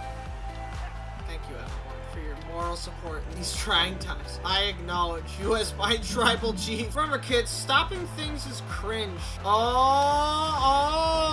was actually... if only he would have actually gone through the table. Come on, that's not gonna go through the table. It was Trouble in Paradise. What the fuck? How long is the game gonna let me do this? Okay, crazy how only D moves go through the table at this point. I think that's supposed to be how it kinda works. I wonder if it's like a trigger. Oh shit. That was almost bad. What? Whoa, that could have been the end of the match. I think I've ended a few tables matches in this game with that move. Hold up, wait a minute. What? Oh, well, Evan Bourne wins. Airborne beat DX. Yay! I am okay with this result. Yeah, they didn't even move up. Bruh. Kofi went above Primo. Kofi went above Big Show. And Evan Bourne went above R-Truth. You know what? That was a good decision, actually. Let's do another one. We are live on the Friday Night SmackDown with our main event. Big Show against Ted DiBiase in a tables match. I think Big Show specifically asked for this match because he had a theory that he wanted to test. He hasn't revealed what that theory is, but he says that if he wins, he might. So let's see if Big Show can pull out the W against Ted DiBiase. And then there's his opponent. As I've already discussed, Ted DiBiase coming out with that unified tag team title garbage. The worst kind of tag title garbage. One half of the unified tag champs with Primo, who we haven't seen since they won the titles. I guess Ted's just that dominant that he gets to show up all the time. Wonder how Primo feels. Big Show pops him square in the stomach to start this match. Oh, and that's not gonna help out anybody. Splash straight onto Ted DiBiase. This match could very well not go in Ted's favor. The last time that Ted and Big Show faced off, I think Big Show narrowly lost. And now it's a tables match. A match that Ted has been apparently very much apprehensive to lose. I guess when it's not a pinfall or submission situation, Ted just can't get the job done. Belly to belly could have very well ended the match if it was just a few inches closer. Speaking of a few inches closer, if that was reversed, we could have seen the end of this match. Sending him back into the ring, but I don't think Big Show... Oh, what the fuck are you doing? Okay. Big Show successfully set himself up for a double axe handle to Ted, then immediately reversed. Back outside, these two are gonna go. Spins him around, hits, but he turns back around, and the spear has been finally hit. Knockout punch to Ted DiBiase. And wait, Big Show doesn't care. He's gonna gun for British Bulldog, but Britain's biggest supporter isn't gonna go down that easily. He's gonna have to fight him to get him out of this arena. Or not, but Ted DiBiase's coming out in the back with a table. And wait, Big Show sends British Bulldog. I wouldn't quite say through the table, but it was definitely close. And oh, that's not much better for you, was it? Big Show's just beating up on the man at this point. He elbows him and he makes his point clear. And now these two are back in the ring, and the British Bulldog ends up taking out both of them. He lied to their faces. This man wants to make a point tonight. You like those buttons? And that's a hog log by the Big Show. Picks him up very well. Nope. DDT doesn't do the job. Spear, but it doesn't go through the table. That's a knockout, but Ted just isn't going down. Big Show's just going announce table style. There's a much bigger margin of error, but it could definitely work out for him right now. Picks him up, drops him down. That's another hog log. He's just hitting him with everything he has in the book. Spear again. Wait just a damn minute. Choke slam. That could be his technique. Trying to go for it again only results in failure, but next time you might just get it. Big Show, that's a perfect setup. That's it! The match is over! Big Show has defeated Ted DiBiase, and I think I understand what he's talking about now. Big Show has proven tonight that the weakness of Ted DiBiase is tables. Well, maybe it isn't. Maybe one day Ted will prove it wrong, but until then, it's an unconfirmed report. It made them enemies. It made Big Show go about Chris Jericho and Jack Swagger. Big Show become a part of the IC title scene, but that doesn't concern me. The tables match. That's great. Yeah, that's the trade-off. You get a tables match, but you have to have the Bella Twins fight. I'm just gonna let the AI decide on this one. I really don't care. But let's do this. We welcome you live to Monday Night Raw, and MVP is back out here. For once, he's not fighting fucking Chad Gaspard. Instead, he gets The Miz in a tables match to open a bombastic episode of Raw. Now, I don't know if MVP is gonna take advantage of this opportunity and make it, or if he's just gonna fall flat on his face and get his skull crushed. But hey, it's not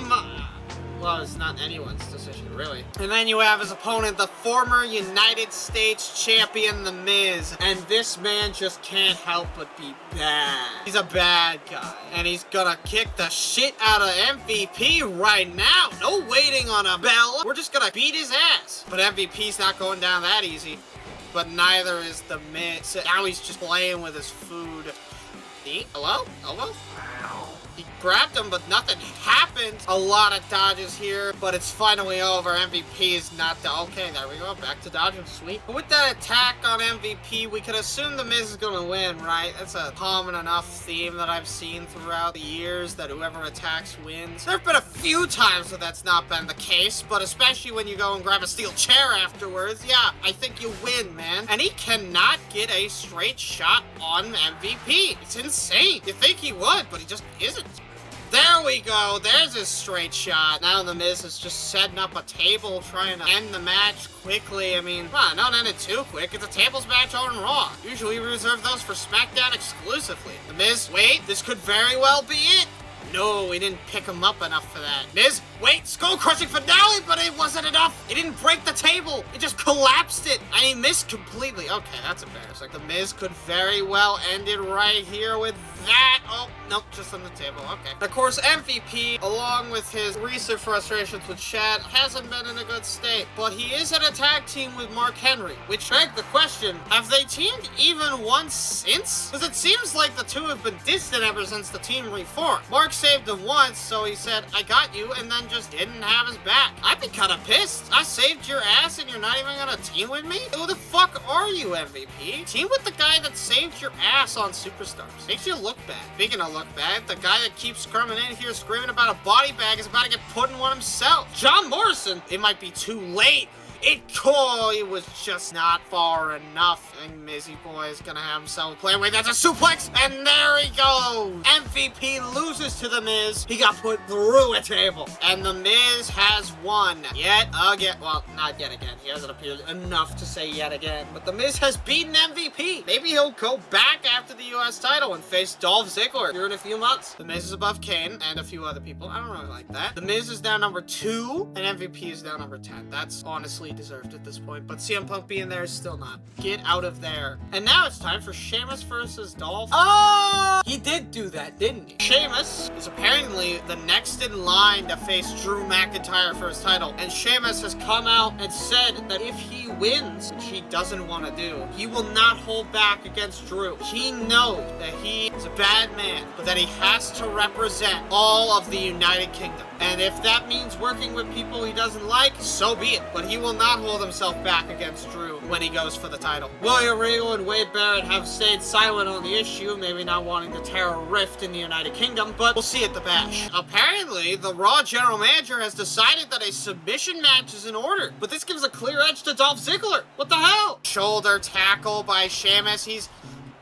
Whoa! Trying to get disqualified? What is this man trying to do? Sheamus could have very well just given Dolph Ziggler the win right there with how he's acting. The ref was very close to disqualifying him there. I'm shocked that he didn't. That was like 3 punches and a throw away. But I guess he did get in the corner of Dolph that Sheamus was attacking him in, so it is a little bit his fault. But that still doesn't give you an excuse to go after our glorious referee. He's reffed every match so far on all 3 shows. You gotta give him credit for that. He's a bold man. Being a bold man, Dolph Ziggler is kind of bold for even taking up the challenge to Sheamus. Don't you think Drew McIntyre would just invade and give Sheamus the win anyways? We've seen in the past in WCW that there have been title changes or title defenses that have been complete and utter phonies. I'm looking at you, Hulk Hogan, you motherfucker. It wouldn't be a surprise if the new company based on WCW also had a finger poke of death moment. It's the United Kingdom. Of course they're gonna do this. Technically, you could say that this is an American versus Britain battle because Dolph Ziggler is from Hollywood, California, but I wouldn't be so sure. I wouldn't point the fingers immediately, but an Irish curse backbreaker does Dolph in, and a bro! But wait. Oh, not what Sheamus wanted. He's gonna be fine. Dolph picks him up. He hit Drew with this move in the first match. That's a callback. Has he even used it since? But the cocky drop kick is gonna make him pay for that. You gotta keep the offense on in non-stylish ways. Like a DDT. Okay, never mind. I will stand corrected. Dolph is now taking my advice. Keep it on the offense, but Sheamus saw it coming.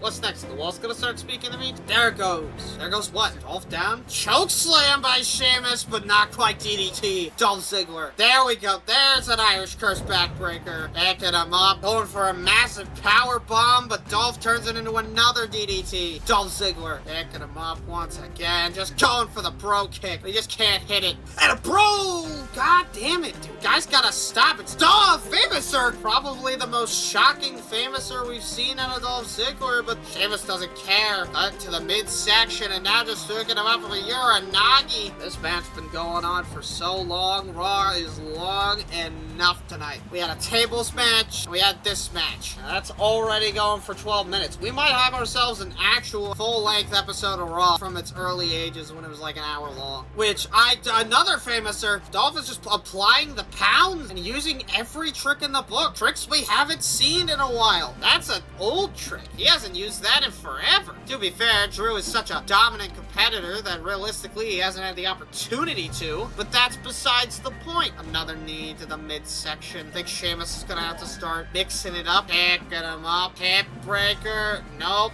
STO. I mean, doing the movesets for the Binding of Isaac at 2K has really forced me to learn some of the names of the more interesting moves in the book, aside from stuff like the Canadian Destroyer. Sheamus picking up Dolph. Hip breakers. Strongest slam? What the fuck is Sheamus doing out here? That's a punch straight to the balls of Dolph Ziggler. And an Irish curse backbreaker. Are we gonna see...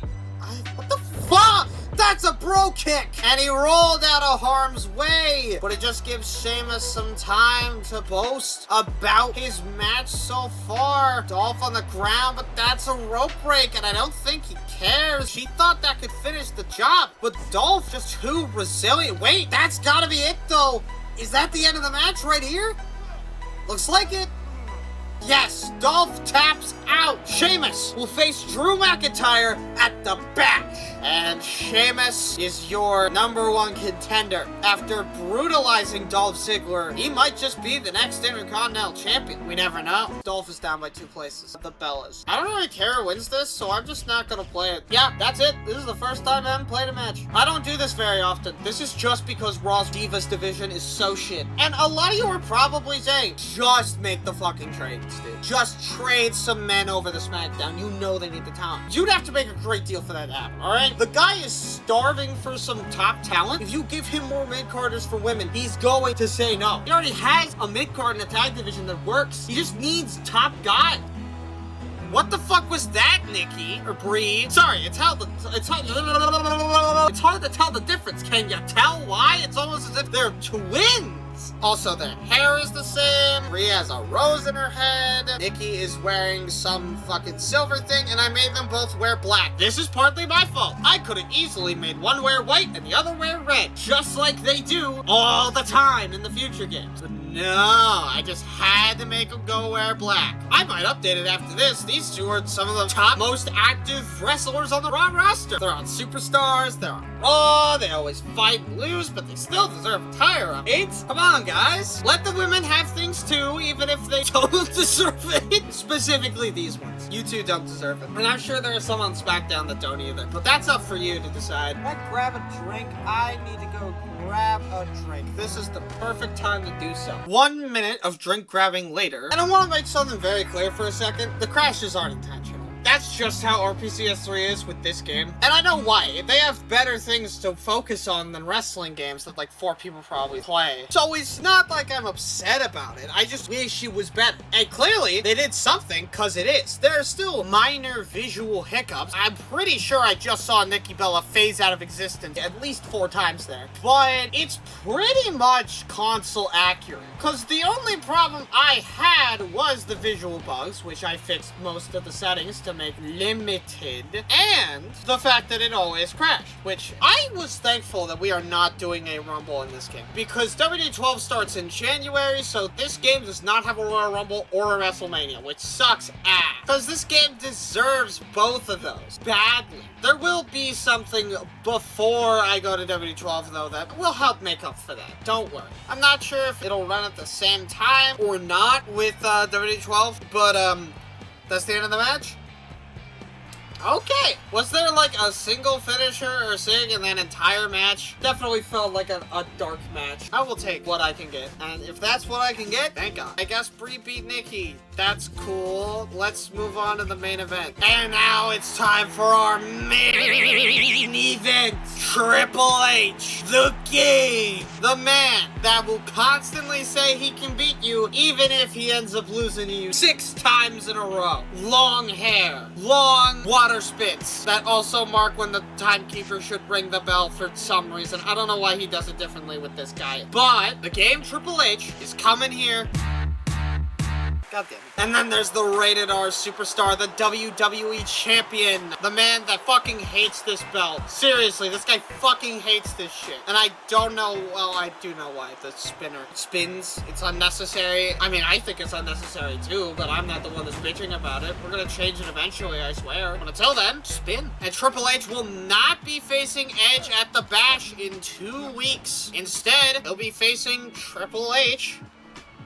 Great Englishing for me. Instead, he'll be facing CM Punk. Edge-o-matic by Edge. That's a pin. 1 and 2. Not 2. Almost 2, but not 2. Instead, he'll be facing, I believe, CM Punk, who also is going to have to defend his tag titles against somebody. We're not sure who yet. I don't think there's been a #1 contenders match for the unified tag titles. I always end up wrong somehow when I do one of these videos, whether it's that I inaccurately represent a statistic, think MVP's bullshit, or I just like say, hey, maybe the game won't crash, and then it crashes, and I'm like, well, fuck, because the crashes maybe are a bit much, but they're also a bit much for me, so I'm giving you the accurate experience in life. Some things are a bit much. That's it. End of sentence. I'm not gonna sugarcoat it. Thank you, Triple H, for being so cool and just shoving my arm down. Get punched in the face. Edge and Triple H have faced off before. Edge probably had Lita. Triple H probably had Evolution. It's a much different battlefield than the last time we saw these two face off. Speaking of, okay, I thought he was gonna go for an execution there. Instead, it was just a regular-ass DDT. But Edge is rolling out the ultimate opportunist, and now both superstars are taking the opportunity to taunt. Tripp said, suck it. Edge missed a clothesline. Big boot to the chest. Very simple, very delicate episode of Monday Night Raw. Stop! I can hear it! So yeah, I think we can all tell that I'm going a little insane right now. Can we just skip to the part where I stop doing that? The ref got hit again! Dude, why is my mic on the floor? The ref just keeps getting hit tonight. It's about as common as being floating like a butterfly. Sting like a bee? No, I don't sting. I sting like a goddamn pancreas. And that is a rotating DDT. Oh my lord. Oh my, there's Shawn Michaels. What the fuck is Shawn Michaels doing out here, dude? Wait, Edge lining it up. That's a no. And Edge is just now going after Shawn Michaels, which gives Trips the time to breathe in this fight. And he deserves it, if I'm going to be completely honest. Edge might get himself counted out here if he isn't careful, but he gets himself in just in the nick of time to kick Triple H's ass and then get kneed in the gut. Wait a minute, Shawn Michaels is getting in the ring, and Edge just attacked him, but he's staring at the game. And what the hell? DX is gone! Dead in the water! That's what I'm talking about. Shawn Michaels betrayed his best friend. For what? What reason did he give? Edge just beat your ass. And you side with him? Whatever's going on between these two, they gotta figure it the fuck out. And Edge is just gonna take advantage of the situation, punch your Triple H in the fucking face. And honestly, if I were Trips, I'd be dazed and confused, but Triple H is going back in on the offense, despite just getting betrayed by his best friend. Triple H running the ropes, trying to clear his head maybe. Maybe wrestling is how he clears his head. I don't know. I'm not the game. I just play it. And an execution straight to the game. Edge, though, pick it up, Trips, and that's a spear to the game. That's it. It's over. The Rated R superstar is just taking the game out back and beat it. Maybe he'll get New Game Plus sometime. Who knows? But Edge wins. The game and DX, they're finished. And Edge stands tall, WWE champion, and stronger than ever. What the fuck was that? That was in like the top 10 cliffhangers of a Raw ever. Why? What is the point of that? Oh, I know why. It's because Shawn wants to be WWE champion. I see, Vernius. I see. Now we have fucking 6 tag teams, and one of them is MVP and the world's strongest, but we need to get a new tag out here. Superstars, give me something to work with. Man, that's not shit. That ain't shit, man. That's not a new tag team. That's fucking Stone Cold versus David Otunga. What the hell? Thursday Night Superstars welcomes you to an interesting event. David Otunga faces Stone Cold Steve Austin. MVP and Cody Rhodes finally get another match, this time a submission match, and Battle Royal. It's definitely an episode of Superstars, if I do say so myself, but David Otunga still keeping on that Nexus wristband. I don't know why he keeps a symbol of pain on him at all times. Maybe it's like a battle scar for him. The more I think about it, the less he starts to make sense. He isn't even fighting The Rock and Jake. They haven't met in forever. I don't know what his game plan is. I think he might just be lost, confused. The man with an elbow pad on. That's like the one thing he doesn't have on is an elbow pad. Why did I say an elbow pad? Regardless, Stone Cold Steve Austin is just gonna defeat David. I mean, let's be honest. It's a no contest. Stone Cold Steve Austin is just beating the ever-loving shit out of David Otunga. Some would say that it's over for David unless he can find someone on his level on Superstars, because there's just not a lot of people that can really sit there and go, yeah, I lose to David Otunga. Punch straight to the face, and Stone Cold, like we never seen it before, hits a double axe handle. Kind of shocked to even win for it. Stone Cold's not usually one to go for a double axe handle. David Otunga managing to get some offense in, but I don't think it's working out as well as he'd like. Nothing David does works out as he liked. He teamed up with Wade Barrett once, and he ended up fucking ruining the entire experience for himself, so. And now Stone Cold with a Luthez press straight to the face of David Otunga. Flip it off the referee before he picks him up and stuns him into next fucking week. But he just fucking, okay, damn, that didn't do shit. David Otunga's more resilient than we think, but how much? Resilient, okay, the knee, I get it. The back elbow, that's done some damage in the past. But wait, out of the back elbow into a Luthez press, and he's bleeding. And that's Stone Cold's cue to go for the cover, the blood mopping up everywhere. Well, not everywhere, because it's not been that long, but Stone Cold still wins. He beats David Otunga. And who expected a different result? Who expected a different dessert for tonight? I am El Friend. I am a stereotype. I am pissing off every single... Actually, I haven't gotten a view from France yet. How have I not gotten a view from fucking France? I hate being European. Anyways, here's Cody versus MVP in a submission match. And Cody Rhodes is out here up next to fight MVP. These two never really got a solid conclusion to their feud, so the general manager of Superstars requested that the Raw general manager send them both in for one grudge match. Cody will face MVP in a submission match. Why a submission match? You gotta stop asking questions. You're asking too many, alright? And then, of course, we got MVP. Remember when I called this man the Red Menace, and then, like, the next week he swapped his attire to white? That was a fun time. But the man is super. I mean, yeah, he's the MVP, but what the fuck does that mean? And Cody's gotta wear MVP down first, get past all his blocks, and then he can start hitting him with those fancy-ass drop kicks he keeps on selling. That's a kick. There we go. He took down enough of MVP's walls to make sure that he could get what he wants. See? Drop kicks are an available option as long as you do them at the right time. You can't open with them. You probably also wouldn't be able to do that suplex if he opened with it too. You know what I just realized? Cody's socks have green on them. Why? Did he order custom-made socks that are black and green just to fit with this attire? Because I would not do that. Who the fuck would wear green on black socks? Who would do that? That's actually like a good question. Raise your hand in the comments if you would wear green on black socks. Especially that deep of a green. Well, to be fair, I think green is like too light of a color without being white to work. Because white and black look good. Black and green definitely don't look as good. Should I do a color combo rating video with Anthony? That would be such a throwback to all the random shenanigans tier lists we did like a year ago. And that's a bulldog straight to MVP. And now DDT, not a DDT for Cody Rhodes. Don't ask why I said it like that. Why is Cody named after a Greek city? Anyone want to explain that one? Why is Dusty named after... We need to take this further than Cody Rhodes, because you could just say that's his dad's last name, dumbass. Who started the Rhodes family name? Who is the first Rhodes? Where is its origins? Who is the biological great to the power of 18 of Dusty? Those are technically two separate questions. Why are MVP's knee pads also half white and half black? And wait, Cody with a crossroads. But this is a submission match. That's not enough to end it. Cody just has to get MVP out of the ropes, though. That's the main thing he has to do. And he's out of the ropes. Wow, would you look at that? Unless he does something like flip him over, oh, you are a stupid motherfucker. You are the stupidest bitch I've ever seen. Are you gonna do it again? You are the... Okay, fine. We'll do this a different way. My way. Unless this just works. That just works. I love it when things come together. And MVP might tap out right here, but no, he's resilient. The fans give him energy, and he immediately gets drop kicked back down, but hey, we can't all win. We can't all win all the time on everything. And it's okay, Cody's just showing off at this point. You want to grab a steel chair too while you're at it, knock out the ref, and then knock down MVP just because you fucking feel like it? That's his bulldog, and that's Mark Henry. He does the drop kick, doesn't hit him with a DDT, and I just like do that. Oh my god, and he just lands on the back to MVP and starts convulsing. I think we need a doctor.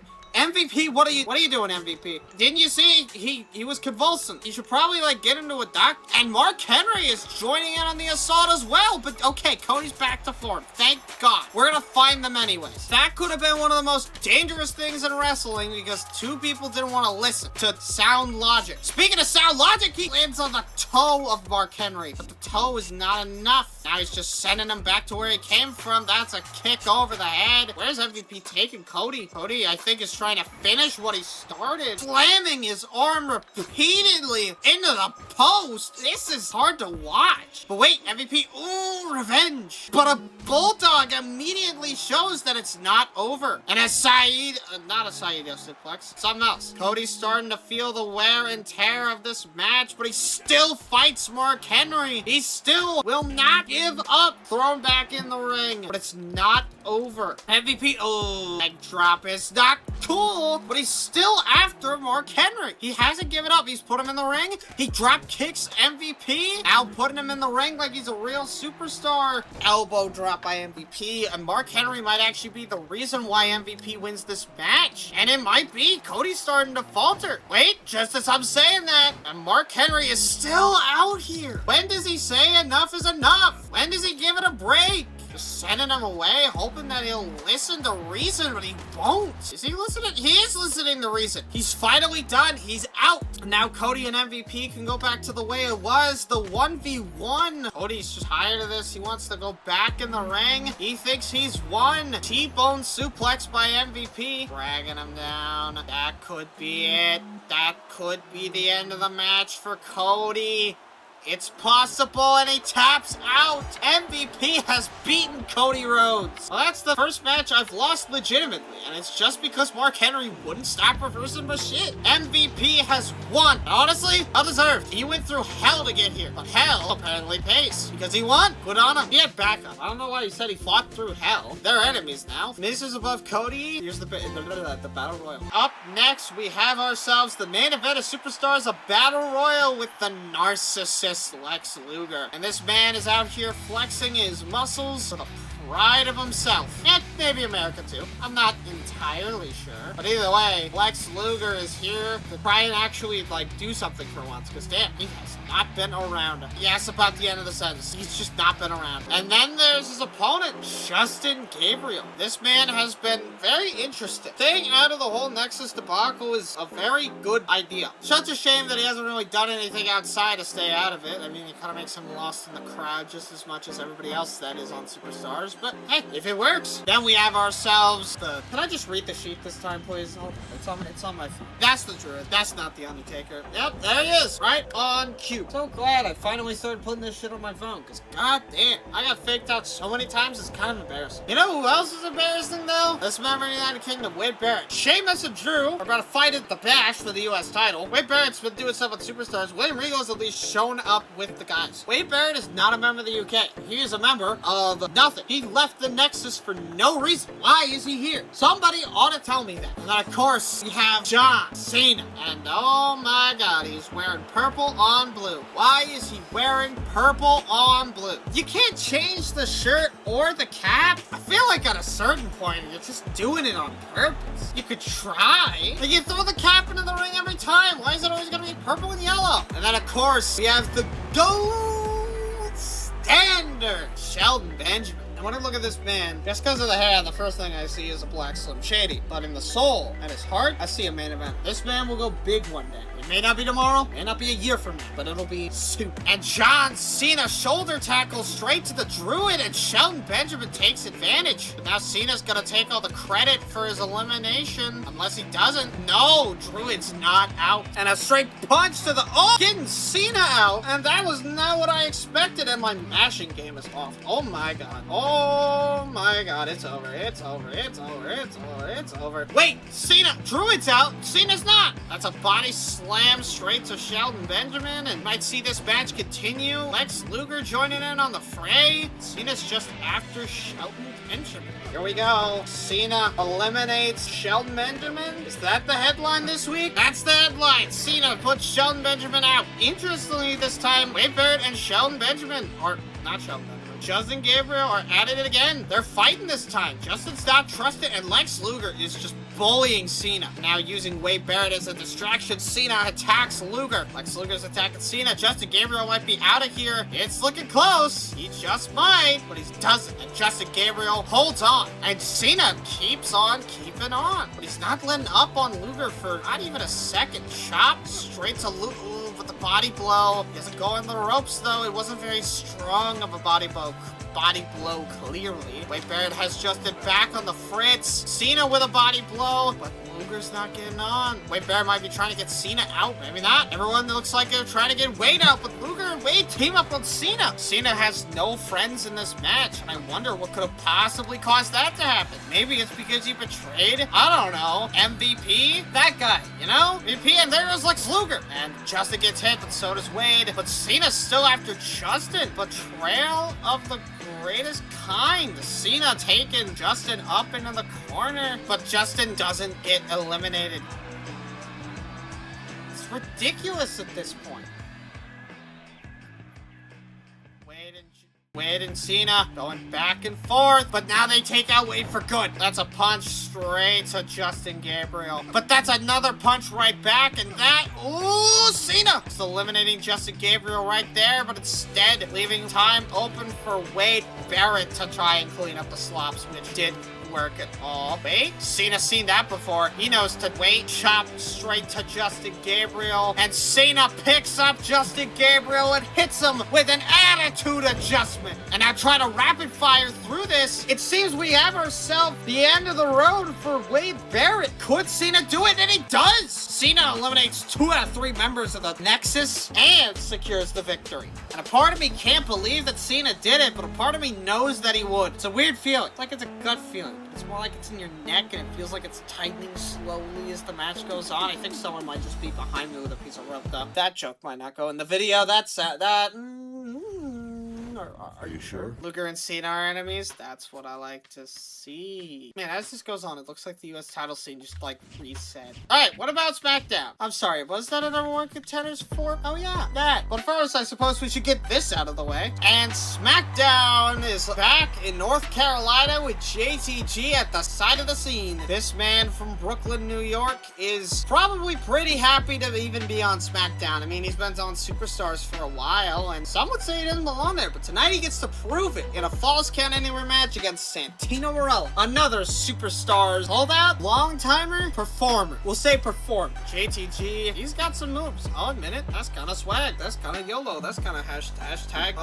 I'm running out of older references to make in internet lingo. Pepe hands. Santino Marella thus arrives at the scene, and wait, Santino attacks JTG? What the hell? I didn't expect that out of Santino. I guess Vlad really did change the man. Santino with the attack on JTG, he might secure himself a victory for the first time in forever. But JTG ain't gonna go down that easily, hitting him with a tornado DDT, the likes of which we've never seen before.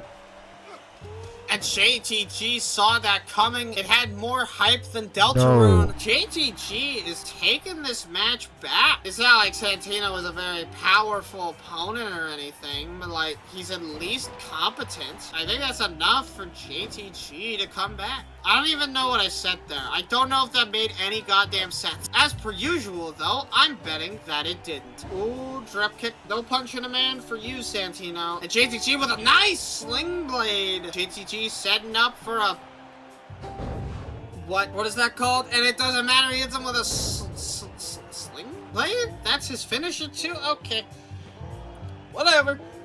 JTG beats Santino. That's the end. Such a shame Santino turned out like this. It totally doesn't make his hate very conceivable or anything. No, not at all. That being said, it moved JTG up and okay, whatever. He lost, but he went up anyways. That totally makes sense. Anyways, here's a women's match that actually matters. And now we have women. Are you proud of the women's division and how far it's come? Beth Phoenix is here. She's the strongest woman ever, and if she had the choice, she would probably crush my head into pieces because I'm such a fucking dick. And then there's Maurice. It's just Maurice. It's about all we can really say here. What do you want me to talk about? That she's from Quebec, that she speaks French. Can't make fun of her with Canadian stereotypes because technically Quebec is very different from Canadian, even though they're in the same country. It's the #1 contenders match, by the way, in case you couldn't tell me the fact that I fucking said it. And Beth Phoenix with a 2 punches to the head to start this match out. And they're both wearing white. And they're both blonde. It's just 2 different kinds of blonde, where one is dyed blonde and the other is actually blonde. You know, it's the difference between blonde and legally blonde.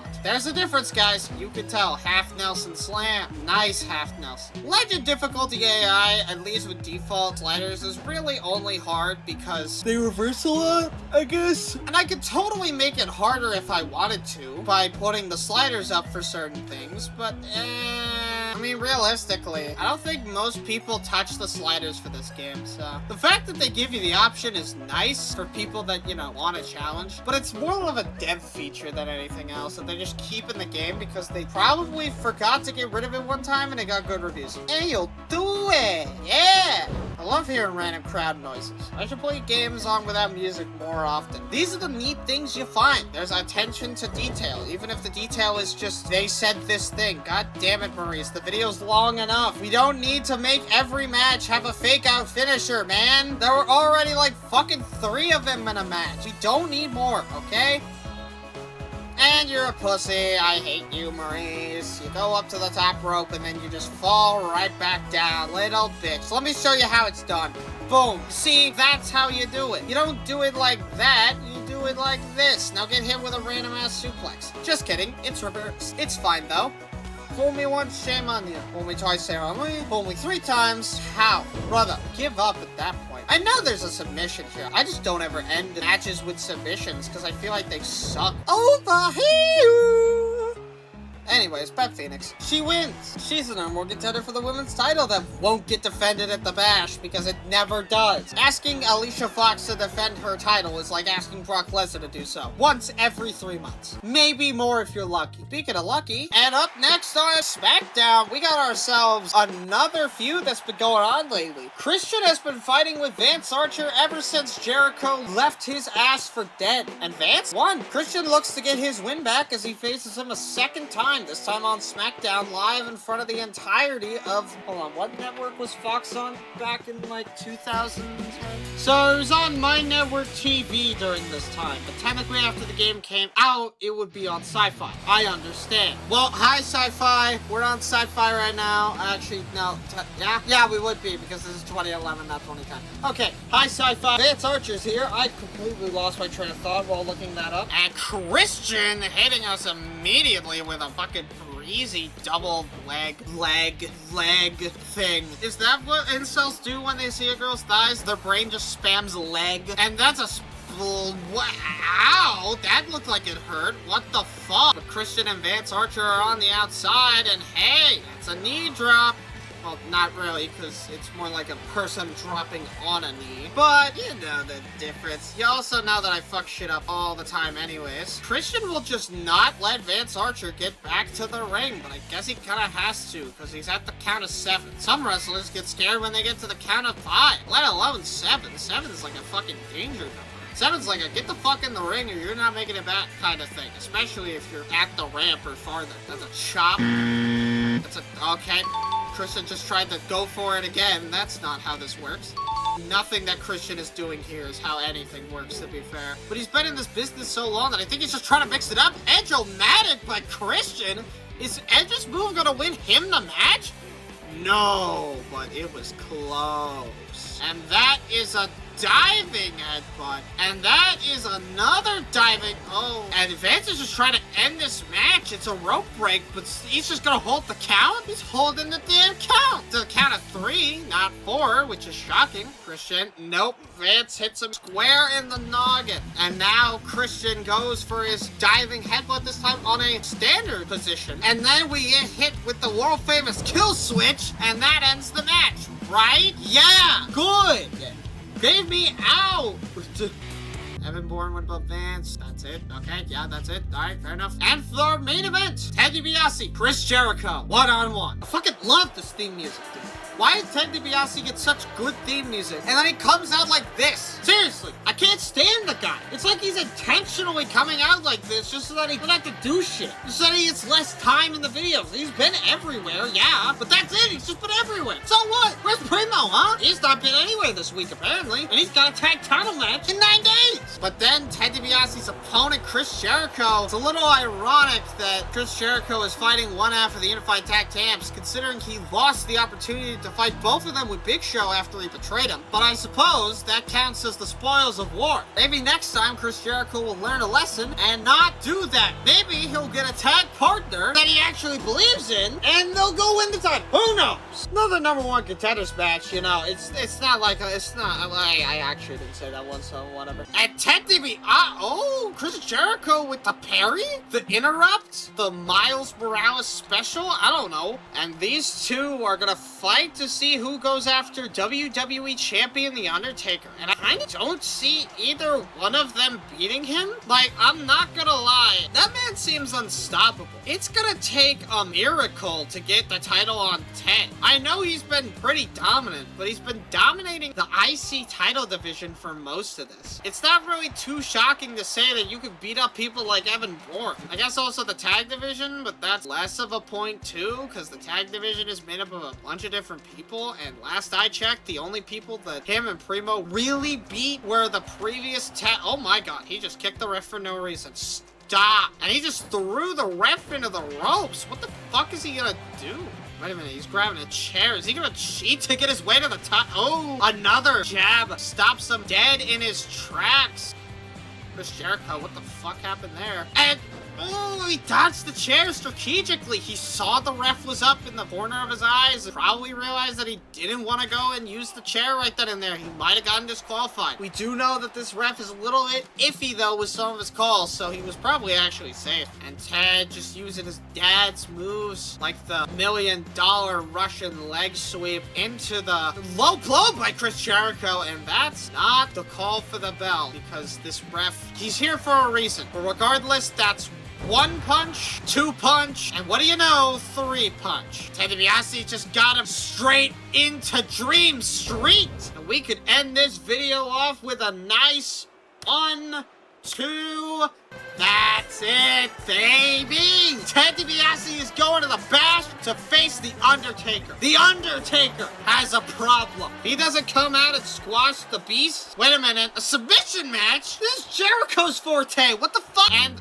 that is a solid way to end the show. A double match for Ted and Jericho. And I could not have expected it any more than now because I already heard it. So I know that it happened. I guess the SmackDown general manager didn't think Jericho was trying. Maybe he thought that he was scared of The Undertaker. I mean, most people in this business are afraid of that man. What is there to not be afraid of? He is a literal dead man. And he has done acts that would have killed most people. So it makes sense. Clothesline, not quite. Another clothesline attempt does not go well for him. A third clothesline attempt, Jericho's on the ropes, sets him up for something nice. What'll it be? A slingshot into the ropes. Okay, fair enough. But Jericho's just taking Ted down. Reminder that this is Jericho's match to win. He has this little thing in his arsenal. It's called the Walls of Jericho, and it's a submission match. And that just so happens to also be a submission, so it's not that hard to convey that the SmackDown general manager maybe wants Chris Jericho to face The Undertaker, but 1 punch, 2 punch, and then a third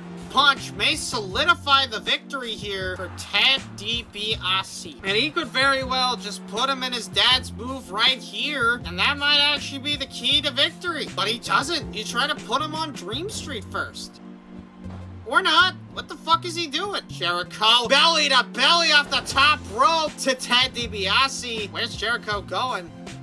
And that is a swing and a miss, but it gives Ted an opportunity to work on Jericho a little bit. Make sure that he's getting all of his daily beatings in. So if I know anything about Jericho, it's that he's weasels his way out of anything in the fucking locker room that belongs to him or not. Ted DiBiase just hits him with a double axe handle. We could very well see this go awry, and that's a knee right to Chris Jericho. And the fans are just chanting that Jericho sucks. But wait, he set him up perfectly for Dream Street. But he just doesn't put him in the $1 million dream. Instead, he gets poked in the eye. The Jericho taunts, but Ted says no. And that's Dream. That's the $1 million dream.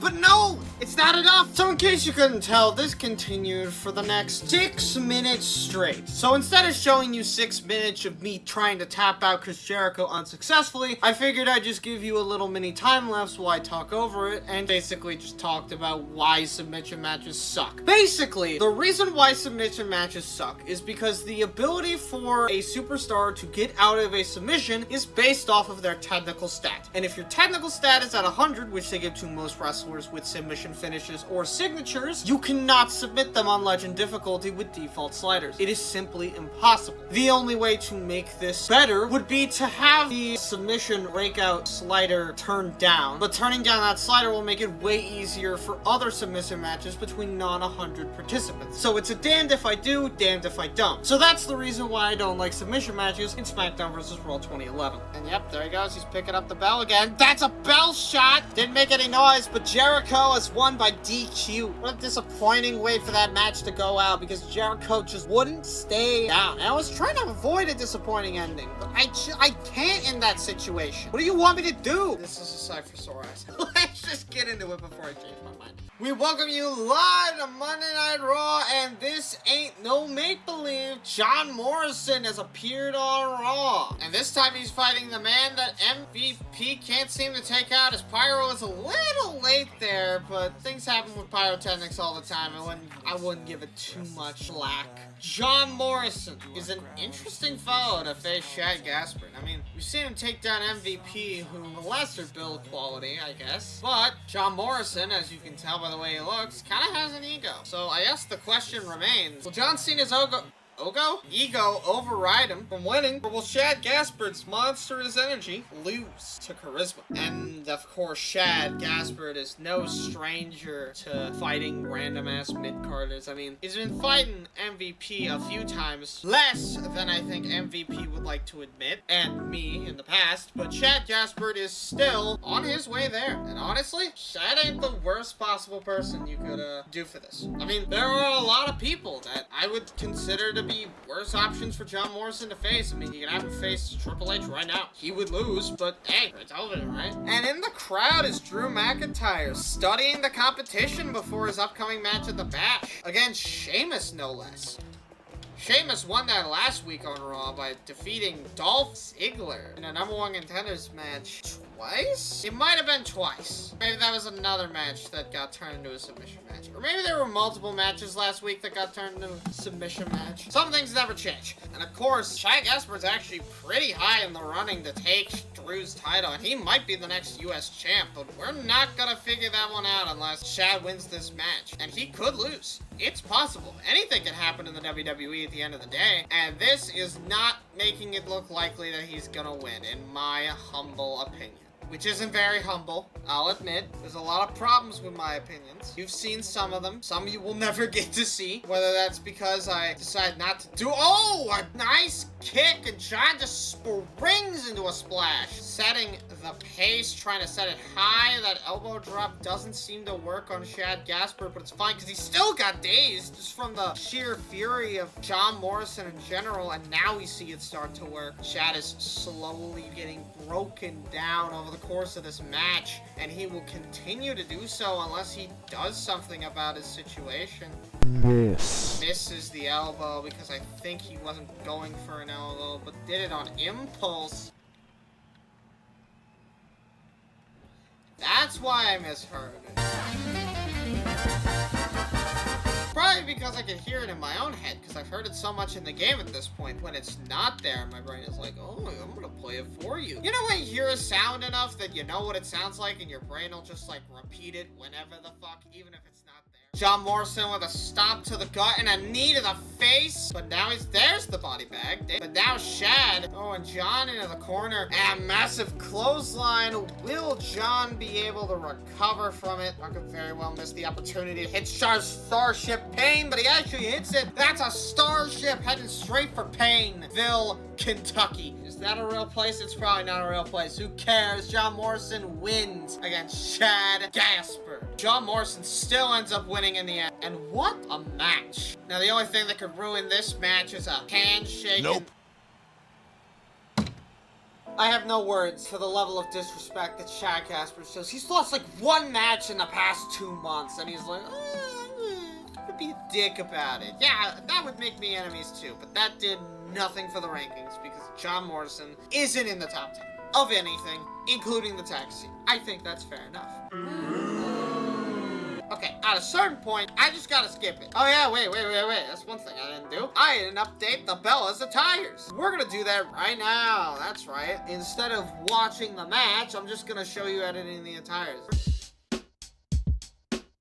Oh, hey, something interesting. Michelle McCool's also in the crowd. A lot of wrestlers in the crowd. But these are the attires, the new ones. I know, they're all still one color, but that's because each of these have 3 parts. Because I kept the rose on Bree's head red still, because I didn't think a white rose made a lot of sense. Plus, she does still wear red, it's all just in the logos and shit, so I figured keeping it in the rose would be fine. And not gonna lie, I didn't think the red jeans would work, but honestly, I kinda like them. The white jeans a bit less. I would probably also make them red if I really felt like it, but I don't. At least not this time.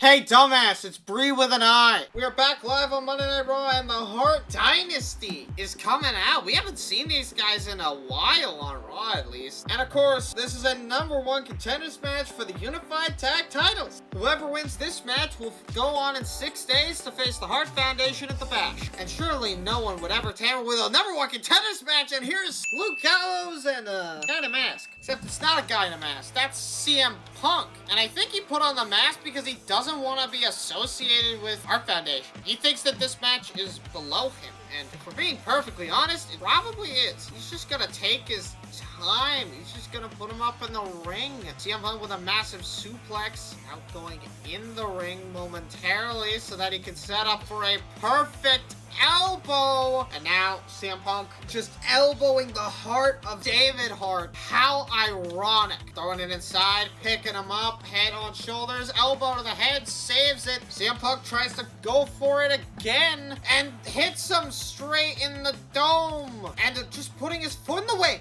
David is can't grab the ropes.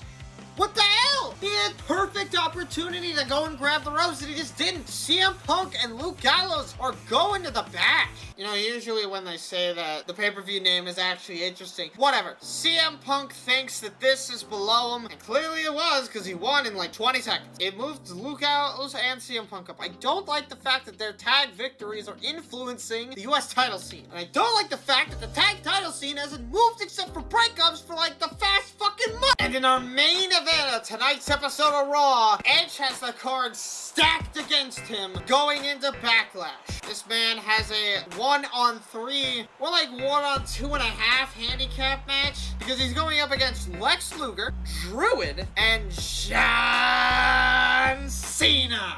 And Edge Sparkle put in the fireworks. The Rated R superstar is trying to make this his opportunity to get Rated R. Any one of these men that beat him technically has a claim to say that they could beat the world champ. Maybe not on their own, but with help. And that may just get you into the top 10 at this point. Who knows? Then of course you have their opponents Lex Luger, the narcissist. This man representing all Americans with how much American attire he has on. Or if you want to believe the wristbands entirely, Puerto Rico. The Pyro really didn't like me talking about Puerto Rico. Is our Pyro racist? How did he get into the main event of Raw? I want to ask this question. Honestly, who let him in? Who let this man into the building? He does not deserve to be here. He deserves to be on Superstars where he belongs. I guarantee you that if Lex or Cena gets the pin, that he's gonna profit off of this. And he's gonna get more matches on Raw. It's gonna piss me off. Because the Raw general manager's gonna be like, oh my god, he has a win on Edge. How great! When it's not his, he didn't get the pin. He's just on the team. Doesn't mean shit. And then you have the main man himself, John Cena. John Cena might just beat the face off Edge. But it all depends on if Lex and Drew don't hold him off fast enough before Cena can get his grubby little hands on. And let me talk to you, the narcissist hasn't gotten an opportunity at all against anyone in a long time. He's gonna take this opportunity and make it last. He may not even tag in his partners. That's a debatable action. If anything, Druid's not getting tagged in, and he'll tag in Cena. But a hip breaker, back breaker, whatever. It is the hip. The knee hits right on the hip. I refuse to believe that it's actually a back breaker. knee to the gut to Edge, picking him up, T-bone suplex. Edge pushing him off from whatever he was doing, and now Edge just stomping a mud hole in him, but before he can get another, oh, never mind. And again, Lex just keeps getting pushed off, but a clothesline turns into a dough line. Lex is getting turned into dough for kids. And now Lex, he's forming welts on his back already. What the hell is going on? And now the clothesline at Edge just keeps dodging them all. And now Lex Luger, Edge getting too cocky. Lex pulls a sneaky on him, gets back in the ring, but Edge is too crafty. I wouldn't call him sneaky. Now that's a Saito suplex. Shout out to David Hart Smith right there. Edge is looking weaker and weaker by the second. He could very well get hit by this next close. No. DDT? We've seen this before. Edge is gonna spend the next long while trying to hit it. They're both trying to hit their signature moves, but Edge just flips him over every time.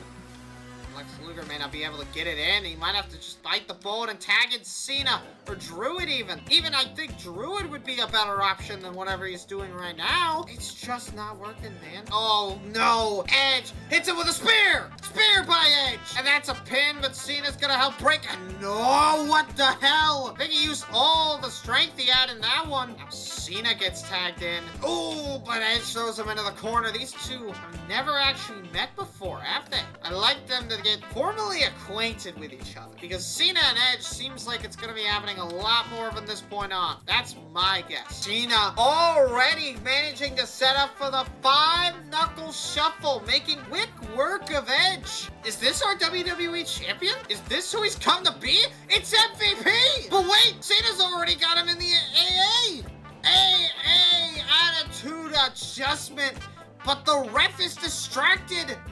And Cena lets him go. Oh, he hits the ref on accident. Oh, but he hits him off the ropes. Cena just trying to keep Edge at bay for now. That's all he cares about. Back suplex straight to Edge, but Cena's got business to take care of. Something that goes deeper than what... Wait, T-bone suplex by MVP. Cena gets thrown back in the ring, but he doesn't care. He's just gonna trip Edge. Dash towards him. Wait, throwing him into the barricade, but the MVP just knees him. Tripping him up. Throwing him again every time MVP tries to defend himself. Doing T-bone on the barricade. Ow. Edge is even gonna take the DDT on the outside. Cena, wait, I raked MVP, but MVP's lost interest. Oh, but C got too cocky. Edge tried to think that it was that. Dodges the clothesline, and Cena is about to hit him with yet another AA. That is it. There is no one left to save Edge. 1, 2, 3. Cena has beaten the rated R superstar with the help of Lex Luger, who couldn't get the job done on his own. Not so much the Druid, he didn't get tagged in once. And now Cena, wait, the hell? Cena's not done, he's attacking Lex Luger? It's a damn minute. Is this a staged attack for sympathy? Actually, I've genuinely never seen that before. What happened? And nothing ever happens. Is this just the Nothing Ever Happens episode of Raw? We're right before the bash, dude. Bitch, you see... What the fuck? This is a weird episode of Superstars. It's like, this should be the main event. What? Whatever. It's not like I'm a fucking stranger to random bullshit. Speaking of random bullshit, where are Cena's textures? At least I know that those two glitches are like independent, and that whenever that happens, it's different from like the texture shit on the shoulder. We welcome you live to Thursday Night Superstars, and yes, the Druid. Opening the show, we saw him on the main event of Raw, and he teamed with Cena against Edge with Lex Luger, but now he's fighting tonight. The following contest is scheduled for one fall. It's been a minute since I've done that. Holy shit. I just hope that didn't change the outcome of Superstars. He changed the outcome of Superstars. I rolled a different Superstars outside of the second match. What the fuck? I think we just split the timeline here. Is this like the first great what if? What if this episode of Superstars had different matches? I don't think it fucking matters. And the Druid has entered Superstars. We saw him last night teaming with John Cena and Lex Luger against Edge. And tonight he opens Superstars. The Superstars general manager said that he wants to keep this rare Druid win going. See if he can defeat some other stars. Ignore the fact that he didn't get the fucking pin or anything. No, yeah, it was all Druid. It was all Druid. It was the only person that mattered was Druid McDruidson. That guy! The guy whose eyes you can't even fucking see. And then there's his opponent, Mr. Neutralist himself, Justin Gabriel, which you think he wouldn't be neutralist considering that he doesn't have the Nexus on his armband anymore, but I guess he just wears the armband because it's part of his attire and it's one he knows. Who knows? Maybe he'll fucking bring it back one day. And now this match is a Falls Count Anywhere match. Not that it matters. Justin Gabriel, I immediately tried to do a grapple with the A button instead of the fucking right stick. I am so good at my job. And Druid immediately sending Justin Gabriel to the outside. But I don't think this matters too much for Justin Gabriel because he's getting cocky. And he kicks, but Druid takes him off the apron. This guy just doesn't know what he's doing. Druid picking him up. Wait. Druid, no, Druid's still in this one. Druid is actually trying to get a win streak going, keeping this alive. And remember, these two could be out here. And I think Justin just now realized that means he can also go grab a chair and smack him with it. And that's exactly what he's gonna do, the bastard. Oh, but the beauty shot, I guess. I don't remember what the actual name for it is. Well, Justin keeps using that chair on the Druid and a kick straight to the Druid's face. And the history between these two doesn't fucking exist because Druid is just Druid, man. He's an enigma. He was one of Undertaker's Druids that went rogue. I guess he's learning how bad it is to be a wrestler without really a personality, considering that he's wearing a fucking white robe. Justin Gabriel picking up the Druid. What the hell is this? Slam straight to the ground. Now Druid going up top. What's he gonna do? That's a 450 splash! And that's gotta be the end of the match for Druid. 1, 2, there we go. Druid has been dispatched by Justin Gabriel. And realistically, I don't think anyone should have expected another result, but if you did, I'm sorry, I suppose. I made Druid and Justin Gabriel enemies, not that it matters. That wasn't there before. Did that seriously move Batista above The Miz? And up next, we have some increasingly common mixed tag match action. With us is CM Punk, again, wearing the mask because he thinks that this match is above him, despite the fact that he's facing Triple fucking H. Yeah, I thought that was weird too. CM Punk wearing a mask just because it's Superstar. If I had to guess, this being a Fidelity FX Super Resolution was actually one of the reasons why the game wasn't crashing. But I want to get this on video just because it's a little important if that's the case. This is what happens when I turn it on now.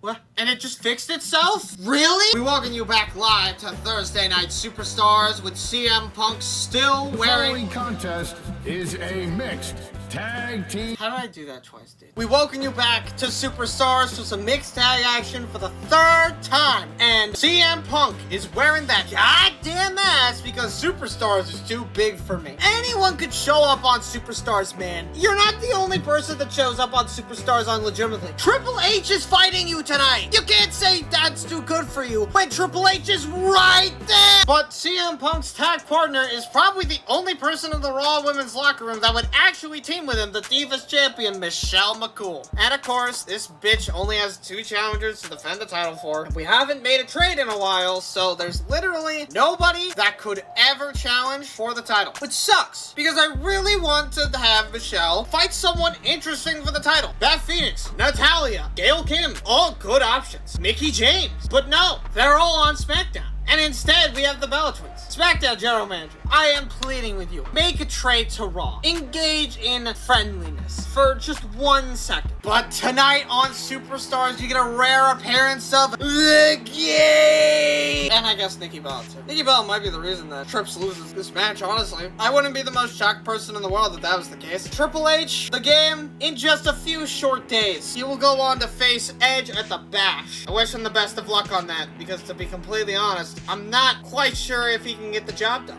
I think he can, but this is Edge we're talking about here. He beat Ray for the title, and then he beat Triple H at Extreme Rules. And then there's Triple H's tag team partner, Nikki Bella, the girl that wears red flip-flops. Are you fucking serious? I just realized, why are you wearing red flip-flops? I mean, I did say I made everything red, so that's everything. Not the button, though. And immediate tagging. Triple H just isn't tagging in his partner. Triple H is finally caught on. Immediately gets his ass rammed for that. That sounds really bad out of context. It sounds bad in context too. But Michelle McCool has started this match probably because CM Punk just doesn't want to fight Trips. Save your breath kind of a thing. Oh wait, Nikki Bella finally actually doing something to Michelle McCool, even if it was just for a second, as she's already back on her feet and ready to go again. I also lied. Nikki Bella's actually getting in some offense on her and rolling out of harm's way. And now she's too distracted and getting into it that she's gonna get hit by a massive soup. Nope, neck breaker by Nikki Bella. Surprisingly even match by these two women. Has Nikki, oh my god, Nikki might have actually learned. Oh, nope, hey, she's getting cocky. Hold on, this could be bad. And then he's going after CM Punk, and you just got hit by a girl while you weren't paying attention. Punk, how's it feel? To be fair, Punk actually can't do anything about that, because if he hits a woman, he's disqualified. But if a woman hits a man, it's not. And even retaliation hits down. So that's kind of weird. Maybe one day we'll have women fighting men and men fighting women. I personally think that certain people in this industry will be willing to do it. But Michelle McCool with a nice dive. And now Michelle McCool setting Nikki Bella up. Ref is kind of in the way, but it's fine because she still hits the spear. And there's a nice power bomb by Michelle McCool, but Nikki Bella just DDTs it. Shell rolls out of the ring. Triple H tries to intercept, but instead a power bomb. Nope. Shell just has to stop. Another escape of the ring. And now CM Punk actually has to do his goddamn job of being a wrestler. Oh my god, it's so scary. Oh, knee! Knee! Too many knees! We go for a third knee? Nope. And another knee! It's knee central out here. Triple H trying to end this match. Michelle McCool breaks up. CM Punk is not doing very well in this matchup. I think he just wasn't ready. He was expecting Michelle McCool to be able to beat Nikki Bella, but Nikki Bella is actually on her A game tonight. Wait a minute, Triple H hit Michelle McCool, which means that CM Punk and Michelle McCool win by DQ. I did not even set that up to happen. That is just legitimately what happened there. Man, that could have been a really good match. Triple H even got moved down a spot for hitting a woman base. How is Shawn above Trips still? What a main event. And in our main event, Stone Cold Steve Austin is gonna fight Vance Archer. Oh, Austin, you should probably get that checked out. That doesn't look very good at the top of your head, man. It's not pretty to look at. I think a bit of your brain is showing. But then there's his opponent, Vance Archer. And after his breakup with Chris Jericho, he's kind of fallen off just a little bit. But it appears that tonight, it looks like he's trying to regain some of his legitimacy by attacking one of the toughest sons of bitches in the business. Now, just telling him to eat his elbow. Vance doing his sig, but it's not enough. Stone Cold hits back with a hip breaker. Vance Archer and Stone Cold Steve Austin have had no matches, and they've both been pretty much on Superstars the entire time outside of a few key matches. For Vance Archer, I think Austin was on SmackDown once or twice, I don't know. But either way, both of these superstars are looking to get out of the shadow of superstars, and the best way to do it is just to simply fight each other. And so that's what the Superstars general manager did. Clothesline misses, chop misses, clothesline hits. Very simple combination, but it's effective at getting people invested in a series. So is reversals. Seriously, with every missed move, you can argue who would have won, Austin or Vance, ignoring the fact that you know who these people are already and you know their track records. And Vance is looking worse for wear than he really should be right now. It's not even been that long into the match. How's Vance already suffering from success? Yeah, we know, dude. Shut up. You've said it about 1,000 times. I guess this is the bad part of not having other audio sources when you're doing a match. The commentators distract you from all the reused crowd noises, and Vance Archer lifts up Austin, but Austin once again says no. And Austin with the world-famous suplex, because everyone uses it, not because it's his or anything. And Alutha's, nope. Shout out to my boy Vance Archer for that. Okay. And getting punched, then getting shoved off, and then okay. And then getting Luthez pressed. It took a few attempts, but Austin managed to get it. And that's a Stone Cold Stunner thus off the Vance Archer. And that's about the end of this one. 1 and 2, and Superstars is over. Stone Cold Steve Austin defeats Vance Archer in delectable fashion. And even with a head injury, Stone Cold Steve Austin manages to beat Vance Archer. Not that that was anything that was like expected for Vance to do. Stone Cold Steve Austin and Vance Archer Archer are now enemies, though. Vance Archer, despite losing, is now in the top 10 for the world title. To be fair, top 10 includes Evan Bourne, Primo, and Zack Ryder, and Kofi Kingston. Hey, we were supposed to see Finlay on this card, weren't we? This exact match was supposed to be on Superstars. And then an Iron Man match? Oh, no. We welcome you live to Friday Night SmackDown for Virginia Beach, and the Intercontinental Champion, Zack Ryder, is going to get his warm-up match for the Bash in 2 short days. And Zack Ryder, of course, is a man of relative honor. I mean, he's more honorable than some of the people in this locker room, that's for damn sure, but Zack Ryder is 1,000% gonna beat Finlay. What the hell is Finlay gonna do to Zack Ryder that could make him do such a thing? And then there's his opponent, as we talked about, Finlay, and if you, wait a minute, Finlay's running down. He's gonna attack Zack Ryder. He's trying to get a shot at the IC title. It's a little late for that for the Bash, but maybe you could get it at Night of Champions. If you're lucky, because most people don't get title shots by just attacking the champion outright. You're gonna have to do a little bit more than that. You gotta prove yourself, and wait a minute, Finlay is just taking his legs, a sideways figure 4 leg lock. I think it's a figure 4 leg lock. Picking him up. Finlay, wait a minute, he's actually got him on his back. Holy shit, are we gonna see Finlay beat Zack Ryder? No way! Wait a minute, Finlay going for more and more, getting greedy, doing multiple flipping moves. And now pointing in the air, and now going for a 3rd flip. What is this guy on? But Zack is up.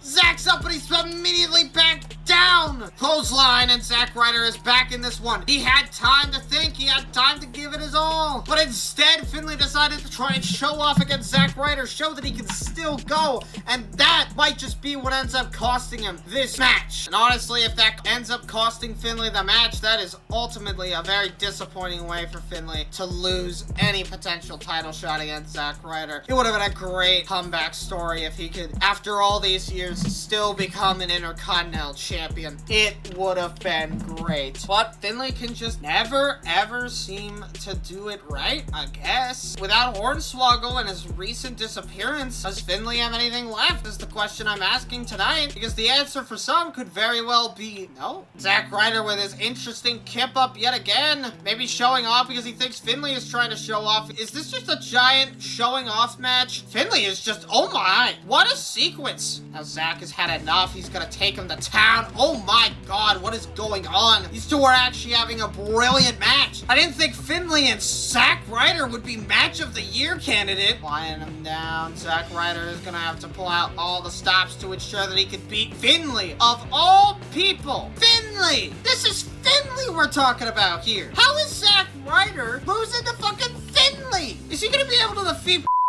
in just 2 days? Because Finlay is actually giving him a pretty good run for his money. Like, I know it feels like the Attitude Era with the IC title a little bit. It's changed both of the pay-per-views so far, but I feel like Zack can't hold on to this thing. I don't think it's possible after this. He's weak, unspecialized even. Now Finlay going up top 2, and that is a missed elbow drop. And Zack Ryder hitting him with that reverse I don't know what to call that. Reverse STO, maybe? And now it's time for the Zack attack. And Zack Ryder has defeated Finlay? Okay, he's defeated Finlay, but that did not go very well for Zack Ryder. It just didn't. Most disappointed I've been an Intercontinental Champion since R-Truth. Damn, shout out to Finlay though. That guy put up one hell of a fight. I did not expect that from Finlay of all people. Just started going off. They're rivals? Finlay's not even, okay. Anyways, up next is a triple threat match for the IC title. Friday Night SmackDown continues with a triple threat match for the Intercontinental #1 contendership, and Ted DiBiase, one half of the Unified Tag Team Champions, is coming out here tonight with a little bit of a skin infection. We'll have to see how that goes. But Ted DiBiase, still Unified Tag Champs with Primo, but we haven't seen Primo in a minute. Tonight, he's actually gonna fight Ted and Vance in this triple threat. Ted lost his date with World Heavyweight Champion The Undertaker due to a disqualification and a match restart. Not necessarily in that order. Will Ted try his damnedest, or will he let Primo get a shot at Zack Ryder next? I guess only time will tell. Because Primo is also one half of the Unified Tag Champs. He's gonna come out the exact same, but I still gotta talk over him because he's important. The Puerto Rican pridefuls may implode tonight. There is a good chance that this relationship will never be the same. One of them could get jealous, and then it's all over. But either way, unless Vance Archer wins this match, one of these two will have a jealousy forming inside them. But Vance Archer, the wild card here. Vance could ruin the Puerto Rican pridefuls' plans to win the IC title back. Or they could just straight up stay champs, and then it doesn't really matter. Vance lost to Austin last night, so maybe. And now apparently this match is also being turned into a Falls Count Anywhere match. There's a lot of Falls Count Anywhere changes in the rule book for these general managers, but Primo still goes after Vance, and Ted immediately goes after Primo. Now trying to show off. Primo trying to just go after Vance. Maybe trying to avoid the danger of trying to work with Ted DiBiase. And so far it looks very successful. But Primo immediately, once he starts swinging, betrays. But now Primo is being teamed up on. It's every man for himself. I thought these two were going to try and team up or something. As a power slam, and I think Primo understands that that is just not necessary to break up. It's not going to be that easy for Ted DiBiase to win the match. He knows this. Ted always has to put the work in. It's never a complete and total ass kicking. There's always a little bit of work to be done for Ted DiBiase, and that's why Primo likes him. Because at the end of the day, he works hard. Kick straight to the head of Ted DiBiase, and now the Puerto Rican prideful goes after Vance Archer. A kick straight to the head, but he don't get away with that twice. Ted, I think it's just watching on in despair as Ted. Oh wait, hold on. He's a bitch, and I don't think he was expecting that. Primo with a moonsault and a power slam right to Primo. And that's not going to be the end of the match, but it is sure going to be cool. I don't know what I was about to say, but it's sure going to be close. He just kicked out of the move. Now gonna go for a whisper in the wind. Primo's going to have to get something done soon. Vance Archer just throwing him all the way across the ring. Now they're both all the way across the ring. Primo could very easily get up and just kick him in the face. Now I think Primo's got a strategy. Wait for the first one to get up, and that's Ted DiBiase. And that's a back stabber straight to Ted, but he gets out of the ring. Double clothesline. Neither one hits. What is going on? Vance goes down, and Primo focuses on Vance. I don't think he wants to pin Ted. I think he wants to leave the idea out there that Ted could have won, but it's still an even matchup all the same. He almost went after Ted. He had to stop himself going up to the top rope, but he goes after Ted anyways to stop him from getting up. Now he goes after Ted again. Other corner. Now he goes after Ted again, but it's not working out. Something about it isn't right. And it's a massive DDT. And now a diving headbutt by Primo. And that's Tyson Kidd. What the fuck? And that's a backstabber to Vance Archer. But the question I have is, what is David Hart Smith looking to do? Primo goes to the cover. He's just going to ignore the fact that David Hart Smith is even there. And I guess David was after Ted, because Primo gets the win anyways. What the hell? Primo is going to the Bash in just 2 days to fight Zack Ryder. And considering the performance he just had in the last match, there's a very, and I mean very, good chance that Primo could beat Zack Ryder. I'm not going to say it's 100%, but it's definitely 60-40, at least. Primo went above Ted. That was expected at this point. Are they friends? That is the question of the day. They are still friends. That did not ruin their relationship. But it's Beth Phoenix versus Alicia Fox. And in the third match of Friday night's, you know, at least the game isn't crashing and all that, but this is still really fucking annoying. Like, what the fuck is that, man? I don't even know how these glitches happen on our PCS3. They make no sense. How? Is it because it technically applies the coat over the regular clothing? So it's less that you apply a color and more that you just, like, apply paint to it? Actually, yeah, that makes total sense. And then you have Beth Phoenix's opponent, Alicia Fox, the women's champion. And now Beth and Alicia Fox have faced off a few times, and if I were Alicia Fox, I'd be a little afraid of losing my women's title at the Bash, even though it never gets defended. What? And it seems that both of these women got some monochrome pants in the wash because, damn, they both don't have the correct color on their pants. How? And Beth Phoenix now just completely dives Alicia Fox. Alicia Fox trying to fight back, but Beth Phoenix is just too strong. wrong for her. Beth doesn't want Alicia back in the ring just yet. It'll take a miracle for that to happen, and then she ducks away from her move, and now we're back in the ring. Beth was just trying to have some fun and play with her food, but Alicia Fox just had to ruin it by being smart. To be fair, 5 isn't really even the danger number. I would say 7 is when you should get back in the ring, or at least reset the count, because, you know, as long as someone walks back into the ring, it counts as removing the count. I don't know why it's just different for each person. I guess it's because it's better for the ref to keep track of. More simple, but at least some more loopholes, which I don't like loopholes. Twirl World Backbreaker, that's actually Alicia Fox's finisher. Holy shit. That's kind of embarrassing to have your own finisher used on you as a regular move. It's like if Wade Barrett had the Wasteland used on him, but it wasn't like the end of the match. It was just like a normal thing. It's just some guy that used the move. And now, wait a minute, Beth Phoenix taking Alicia Fox and doing this? And she might tap out from that. It does not look like Alicia Fox is gonna last in this. And she taps out. Wait, oh no, she just squirmed out of it. Okay, damn. Guess it wasn't that bad if that happened. Alright, Beth Phoenix is gonna have to keep going. Which isn't really that surprising, but she stayed in it for way longer than I thought she would. So I guess I'll give props to Alicia Fox for being able to withhold the pain and suffering. Alicia Fox reversing the suplex in her favor. My best when I'm at my worst. And a full Nelson slam. Yeah, that's right. I finally called it a full Nelson slam. This is character development. Holy shit. I'm not saying something intentionally wrong anymore. I'm still gonna go Kylie O'Reilly though, because I think it's funny. Fuck you. It'll become much more annoying in 2K18 when we eventually get to that. Yeah, that's right. The Ultimate Universe mode is actually gonna be the Ultimate Universe mode. It's not a fucking phony title made to get clicks. It's gonna go through every universe mode. It's just gonna take until the heat death of the fucking universe to get there. It's fine. I got the rest of my life ahead of me. We can get there, right? Right. Alicia Fox is surprisingly still holding. I'm not saying that it's successful, but she is still holding her own against Beth Phoenix. Every time that Beth goes for something, Alicia Fox counters it right away. And I immediately lied because she immediately fucked it up for herself. And that's just kind of unfortunate. If I'm gonna be completely honest, and yep, there goes Alicia Fox.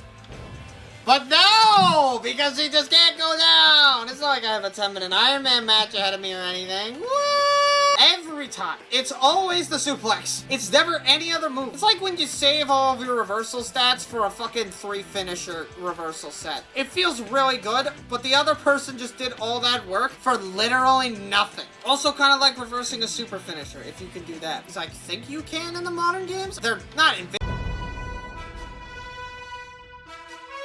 People have moved out of the way of the punt kick. Thank God. Beth Phoenix has pinned Alicia Fox, and Beth Phoenix has just defeated Alicia Fox in one-on-one combat. No interference, no nothing. Beth Phoenix is the winner fair and square. Now, if only the women's title could be on the Bash. Maurice? A women's feud is developing? No way. I don't really care because it's fucking Maurice. Alright, they're enemies now. And now it's time for a fucking 10-minute Iron Man match. Oh, it's 15 minutes. Fine, I'll leave it at 15. Whatever. It's only 5 more minutes. I got time. And tonight, Chris Jericho and The Big Show get to settle their long-standing feud in a 15-minute Iron Man match. 2 days before the Bash. The SmackDown general manager has just made it to where Taker probably wins automatically because Chris Jericho's gonna get his ass kicked by The Big Show. And then there's his opponent, The Big Show. And of course, this man is gonna beat the shit out of Jericho, right? Do I even have to tell you for a second time? You just know. Look at him. He's 7 feet tall. He's twice the size of Jericho. He's twice the weight of Jericho. And he's got twice the power of Jericho. It's over for him unless he can trap him in submissions for half the match. And Ted DiBiase is ready to watch this all unfold. He's ready to watch Jericho point themselves apart, and we have 15 minutes to just rumble. Knee to the back, throwing him away. That's what Big Show's all about, ladies and gentlemen. Just throwing his competition to the wayside. Remember, this is just a regular match, but with 15 minutes placed into it at will. Every pinfall counts for something. And honestly, these two could just have a normal match for 15 minutes and call it a day. But I think the Big Show is going to want to beat the absolute crack out of Chris Jericho for as long as 15 minutes will allow him to do it, which is usually 15 minutes. We're already 1 minute down in this. The Iron Man stipulation also means that you could pretty much tell every time I cut now, as if you couldn't before. I could just keep time running ring and then record more segments, but that's, dumb. Jericho just keeps getting flung around like a damn racehorse. Chris Jericho, more like Chris Throne. And that's a spear by the Big Show, picking him up by the face, and that could just be the end of the match right there. But instead, Big Show has to hit a massive punch. And that might be the first fall of this match. We're not even 2 minutes in, and the Big Show has already dispatched Jericho for the first time. But he's not even gonna let him get up. He's just gonna keep the beatdown rolling here. And this could just be a match where Big Show and Jericho just go at each other's throats. So it seems like Jericho in this second fall is finally starting to put up with himself and trap him in submissions, exactly like I said. The more you trap him in submissions, the less chance he has to kick your ass and get points. And that is the exact right thing you want to do in this scenario. You want to sit there, you want to beat him down, you want to win. That's all you want to do in a scenario such as this.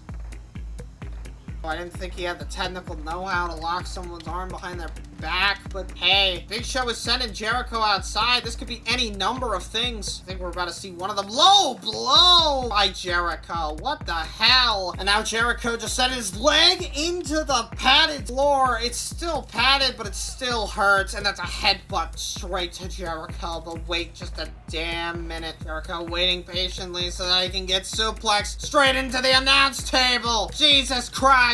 Count of 7. Jericho gets back in the ring. Fucking Big Show flips himself over trying to get a spear off, and he gets the spear off anyways. Now signaling for the choke slam here. But of course, Jericho doesn't get up, so he has to pick him up himself. And that's another punch instead. Okay, kind of dog shit, but whatever. And with another, wait, that's a rope break. Big Show is just making his way out of the ring again. Jericho follows. And again, the chop sends him across the fucking world. Wait a minute, Jericho with a massive power bomb, but wait, right into the steps. God damn. And what the fuck was that? This match is just Jericho does some, wait, the ref is out of the damn ring? What? Spear? And that's another knockout punch, but the ref is out cold. Unfortunate for the Big Show. He's gonna try and punish him even more, but I suppose that he can't. DDT on the chair? Not on the chair. Just barely not on the chair. All you had to do was turn a little bit to the right, Jericho, and you would have had him right there. And Jericho, wait a damn minute. Oh, but he takes the punch out of the chair. Is it a no DQ match? Not match? Slam straight into the chair. He hit him with the chair. What the? I just hit him with the chair, but it's referee's discretion? That's a referee discretion movement? Are you serious? Chair! Oh, he missed. Chair! Nope, he grabbed it. Slam into the chair! And another bad ass moment into the chair. And a spear! He's got the whole damn WWE universe eaten out of the palm of his hand, I guess, in terms of anger levels. And now Jericho just gets to kick him in the face. What the hell? The Undertaker's here! And he picks him up and he puts him down! What is the Undertaker doing here? Is he trying to interfere in the business of Jericho? Jericho has just found himself in massive trouble. DDT by Undertaker. And now picking him up by the throat. Just like he would any other specimen. Taker trying to go for a hip breaker and a slam into the face. Punch straight to the midsection, slamming him down. Big Show isn't just gonna let him go that easy. Taker could just leave, but instead he chooses not to. And now a knee to the back and just flinging him across the ring. Halfway across the ring, I should say. And a flip over. Taker is here. Now he's out. He's done his damage. Now he's gone. Wait a minute. Jericho, powerbomb, rolling him up. The ref isn't paying attention. And a kick out by the Big Show, but it was almost 1-1. Jericho going to the top rope. And he is a bitch. But wait, Jericho said face first into the chair and gets bulldog for his efforts. The Big Show has actually got something new here. He's picking up the bell and a bell shot, and that is Chris Jericho busted wide open, but Big Show doesn't care for cinematic camera angles. Jericho does, and wait, bell shot, and there it goes. Big Show's got an injury that he's got to treat because that's a thing in this game for some fucking reason, and it's the first time we've actually gotten to see it in full. Spear! And now the fans are actually chanting, let's go Jericho. I think only because they actually want to see him suffer, but Big Show goes for another rope break pin. I think at this point he's just trying to brutalize him for fucking free, and it might just be working. He is just slamming him with the bell, and it's making the bleeding bleeding worse. There's blood on his hands and all over the damn floor. Spear! He's not giving up. He's not letting him go. He's going to get that second fall whether you like it or not. Blood all over. Big Show gets the W for the second time tonight. Now, Big Show taking a leave here. Only one way to get counted out in this entire match. There's no disqualifications inside of a ring such as this one. There is only countouts. Wait a minute. Choke slam. Choke slam on the steel. Wait a minute. Choke slam again, but Jericho. Nope. Not gonna happen. Not in a million years. Now, Jericho just getting inside the ring, but I think this man has a B plan. He's just gonna stay outside of the ring. Wait, he reset the count. Wait, just a damn minute. Choke slam through the table. He's not done. Steps. Crushing Jericho with the steps. It's just brutal. Is it hard to watch? No, because it's Chris Jericho getting his comeuppance. But it is just admittedly brutal. I think he's actually got a massive plan, but the ref could ruin all of that just by being a fucking jackass. Wait, roll up by Chris Jericho. 1, 2, roll the other way. I didn't even know Big Show could do that. Wait, rolls the other way. And he gets the fall. Somehow, Jericho got a fall in this match. If he can get another one in the next 2 minutes, we may see the biggest draw in wrestling history. And it was all because the Big Show refused to not do rope break pins to brutalize the man. You can just hear the bell on the floor. Big Show's like dragging it across the ring at this point. I'm not even certain at this point that this is like good for anybody. It is fun to watch exclusively. Another roll up. But Big Show ain't playing around. Big Show will not lose to the likes of Chris Jericho. Not after what he did to him. And that, wait, the ref's putting it on position. Oh my God! What a fall. Wait a minute, again! Choke slam on the stairs, but Jericho is still fighting. How is he still going after all this? The grit, the determination to beat him. He's got 40 seconds left on the clock, and they may go to waste if he doesn't do something other than get headbutted in the back of the head. There's probably blood in his hair now. We got 2 minutes left to go. We got 30 seconds left to go, sorry. And this could be a W for the Big Show. But Big Show, I think at this point, trying to solidify his lead. There's 15 seconds left on the clock. And we may just see the ref count the third fall in Big Show's favor. And with an amount of time left considered to be impossible to make a comeback, Big Show wins. Big Show has defeated Chris Jericho 3-1. Damn. At this point, my voice is fucking going out. Oh my God. But that's it. The Big Show has defeated Chris Jericho, even with The Undertaker being on Jericho's side for some reason. Miz, why did you get thrown into this match? Are you fucking serious? Back-to-back Iron Man matches for Chris Jericho. That's crazy. I'm mad about that. And I'm not even Jericho. What the fuck? We welcome you live to the Bash in Sacramento, California. And tonight we're gonna start with a triple threat match for the IC title. 2 nights ago on SmackDown, Zack Ryder almost lost to Finlay, and Primo won a triple threat match to become #1 contender for the IC title. So who's the third man? I don't know. Genuinely, I have no idea who it is. It could be anybody. The SmackDown general manager said there'd be a special guest appearance. So we're gonna figure out who that is. Oh, shit! It's Kofi Kingston! Has this man appeared at all? I feel like he hasn't shown up on an episode of SmackDown in a while. So it'll be interesting to see how he does in this match. I mean, he's still rocking it in the free world. Look at that German flag on his ass. It's still there. I can't believe it. It's a miracle. I'm surprised he hasn't swapped it out for, like, France. And then there's their opponent, Primo, one half of the Unified Tag Team Champions. And of course, when it comes down to Primo, I feel like he's desperate to win. All the gold he wants to Puerto Rican rifles, and Primo is attacking Kofi Kingston. Not the champion, though. Interestingly enough, I think Primo sees the real threat here, trying to kick Zack Ryder out, and he just can't. Zack's fighting him. But wait! He hits Zack Ryder with a backstabber! That could be it. He very well just end the match right here, throwing Kofi out. That could be it. Let's see. 1, 2... That's not it, although it almost was. He was so close to throwing this match out. This match could have ended right then and there. Kofi does not know how to get off the ropes. Wait, oh, he does. He's just waiting for the most inopportune time possible to jump off the ropes. That's a Kofi Kingston moment if I ever seen one, and now he's getting double teamed by Primo and Zack Ryder.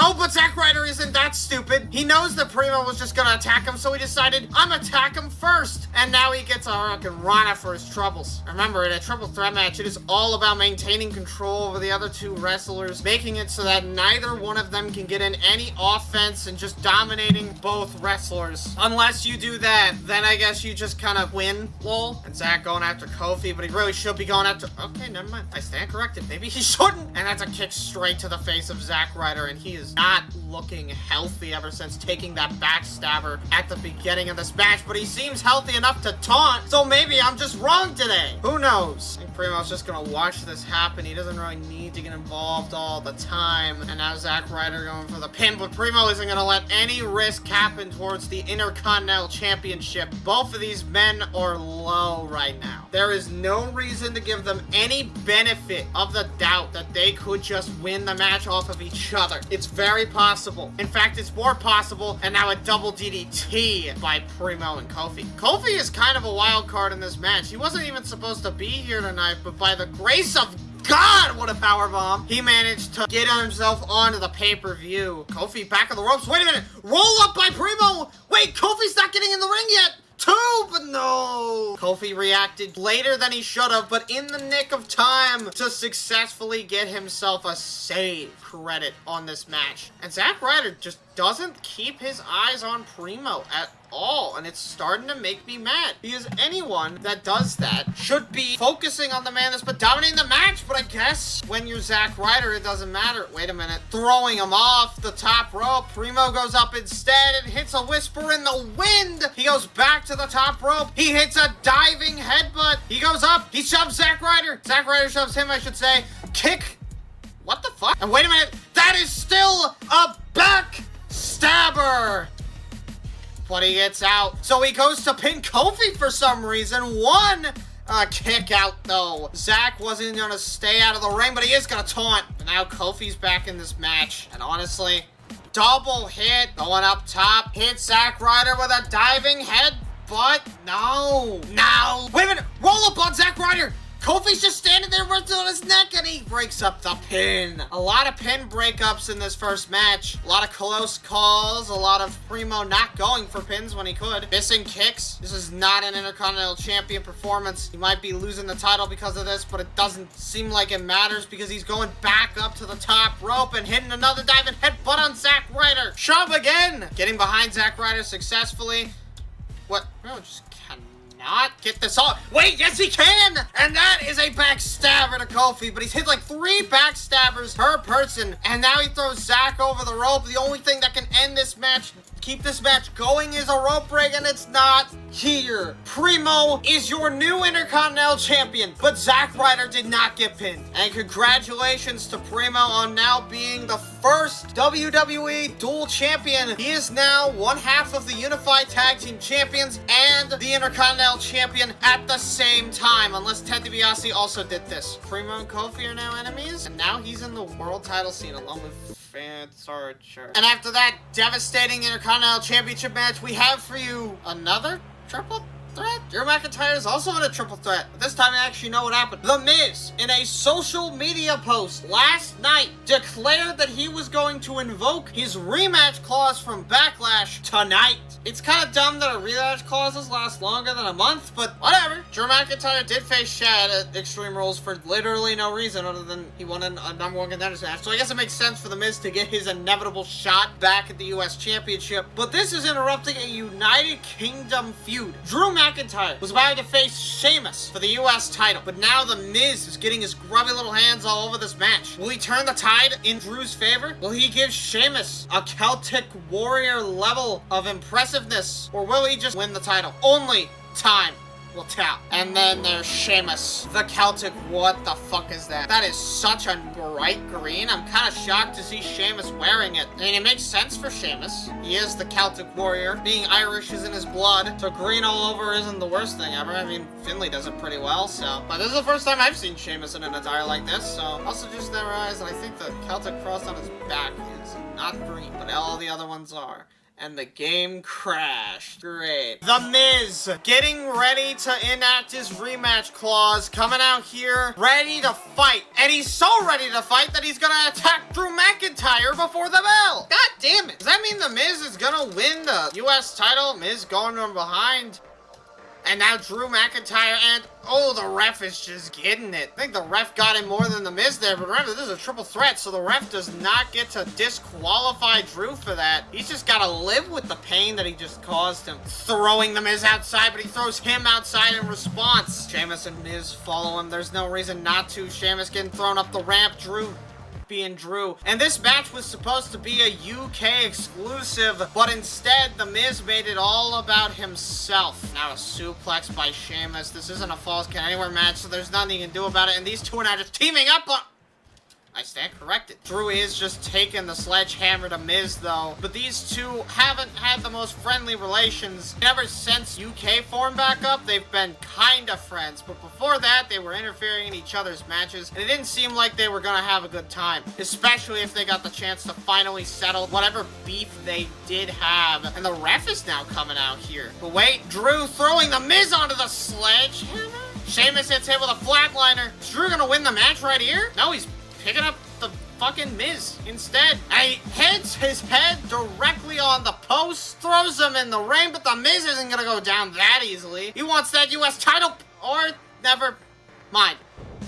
That's a future shock right there. Wait, he successfully baited Sheamus. Sheamus is in the corner. This could end the match right here. 1, 2, wait, Sheamus breaks up the pin just before 3. This match will continue. Now Drew's mad, and now they're gonna team up on Sheamus. Even the Miz is pissed off. He's glad that he got another chance, but also weakening either of the competitors in this match is just a good idea. And chop blocks all around by Drew McIntyre. But Sheamus doesn't get chop blocked. He gets revenge for the things that Drew has done, maybe. I don't know the past between these two well enough. All I know is that they're supposed to be on the same page, but right now they're not. And the Miz is down.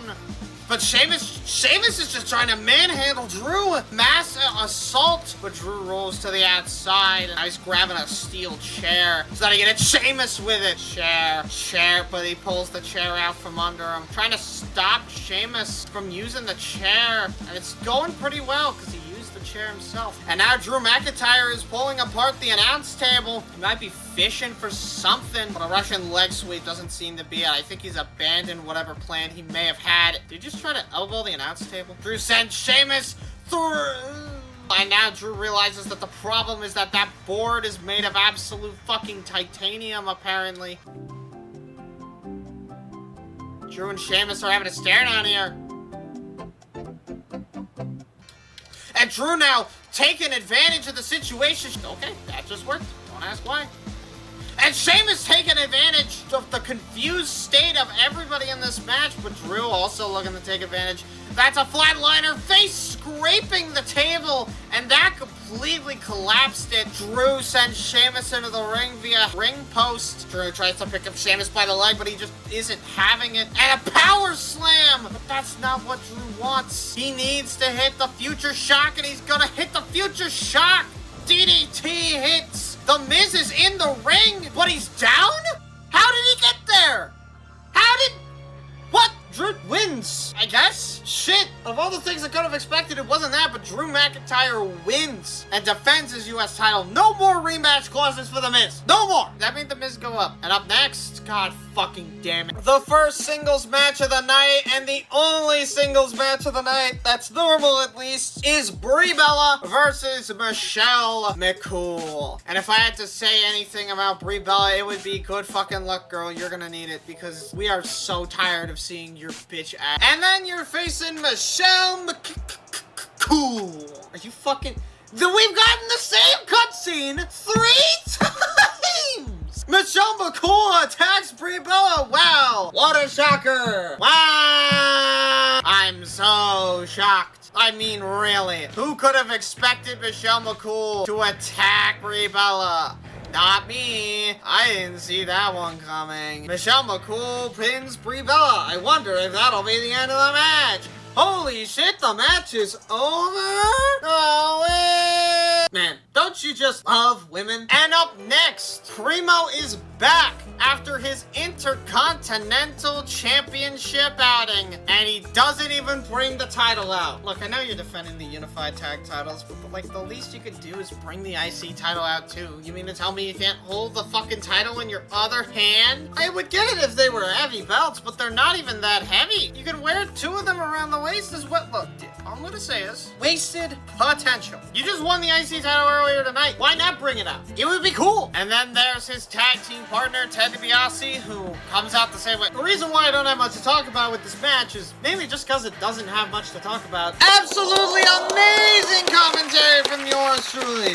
A true 10 out of 10 experience. Ted and Primo won the tag titles last month at Extreme Rules, and I'm pretty sure the Straight Edge Society never won a match to get this officiated. They just were the #1 contenders according to the wrestler ranking basis that's available on both brands. Ain't that one a bitch? And then of course we have the Straight Edge Society, CM Punk and Luke Gallows, and these two are just phenomenal. Absolutely phenomenal. I mean, what can I say? This team will never die because CM Punk and Luke Gallows are bonded via the idea that drinking is bad. I know, such a concept to unite a tag team. It's so good, in fact, I'm willing to bet that they'll stay for the next 3 months. Fuck it. You know what? They're gonna stay until at least the end of September. If they are not around by Hell in a Cell, you get to come back and dislike this video, free of charge. And Ted DiBiase and Primo are fired up. Winning the IC title does something to these two.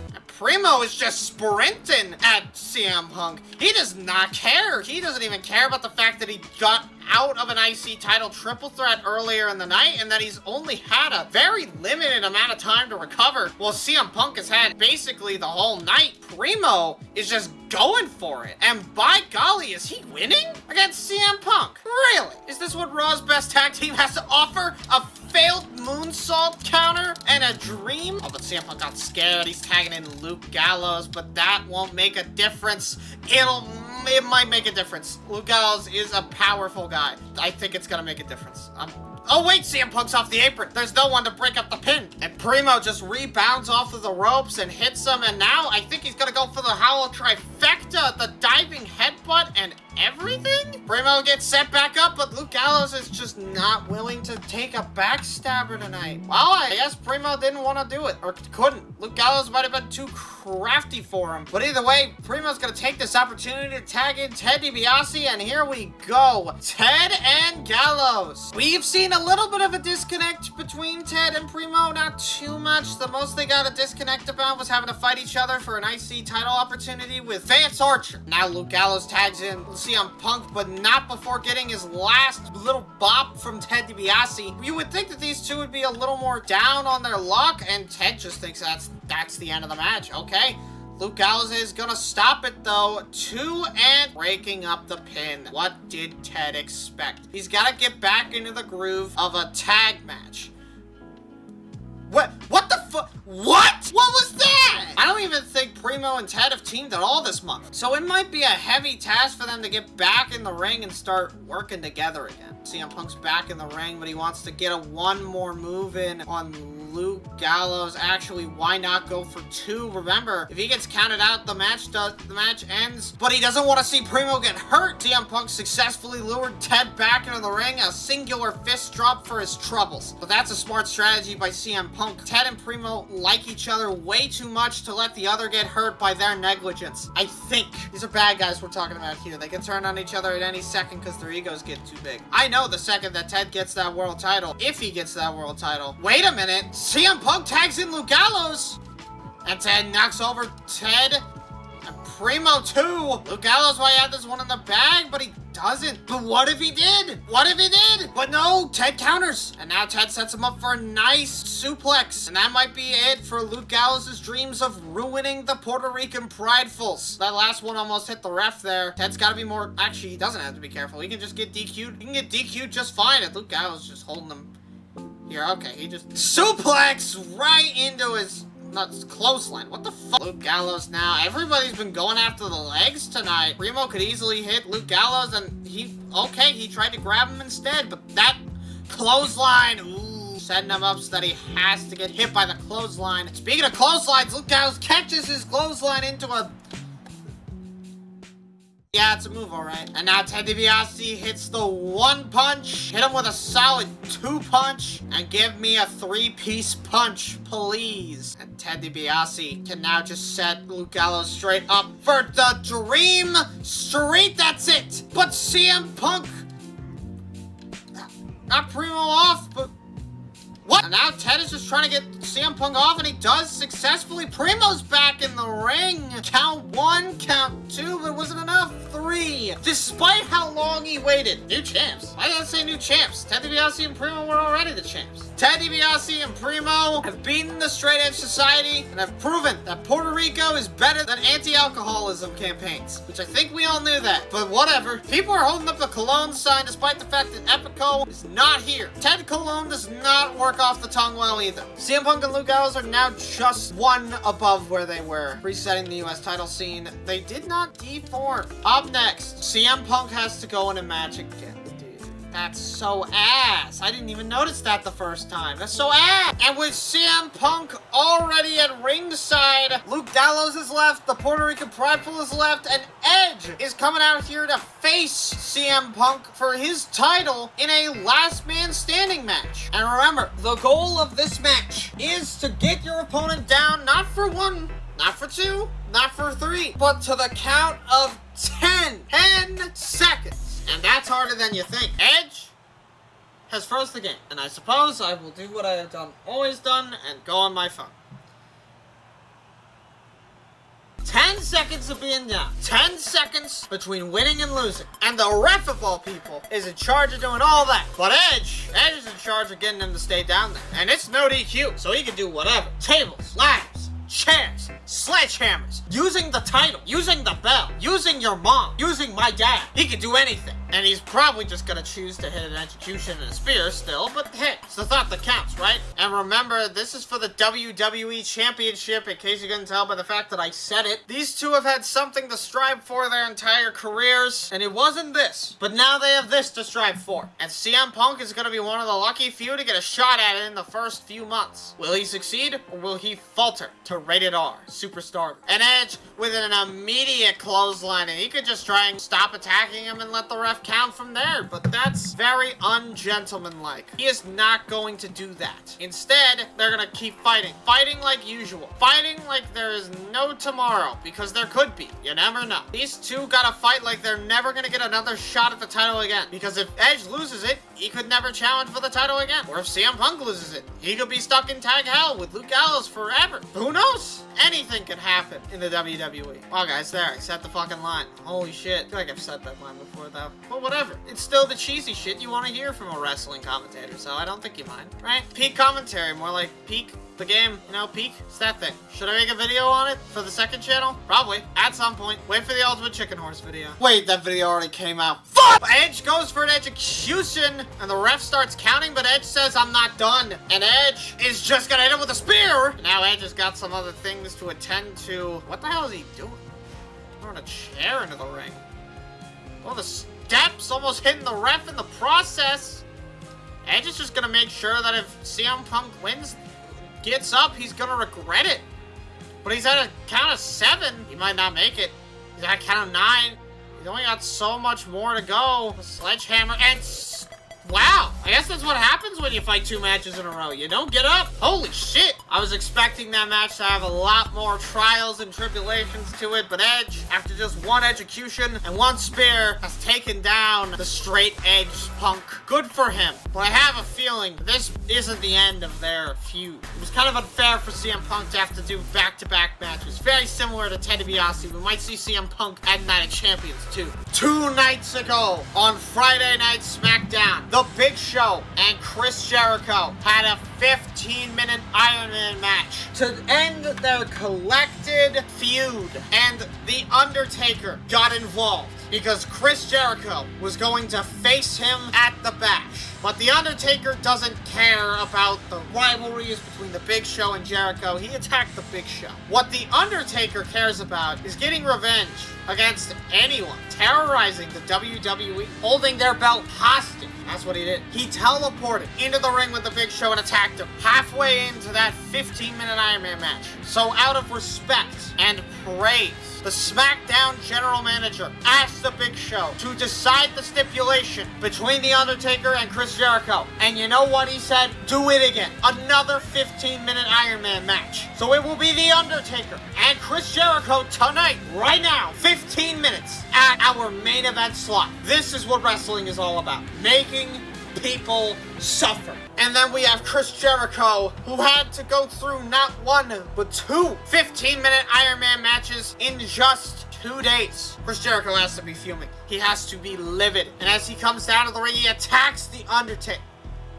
Dude, I know I said that the Bash was boring, but the same cutscene in 2/3 of the matches? Chris Jericho just attacked The Undertaker, and now he's gonna hit him with a code breaker! That could be the end, but no, Chris Jericho's gotta kick him while he's down, too. Why not? Taker is just immediately making him pay for his decision.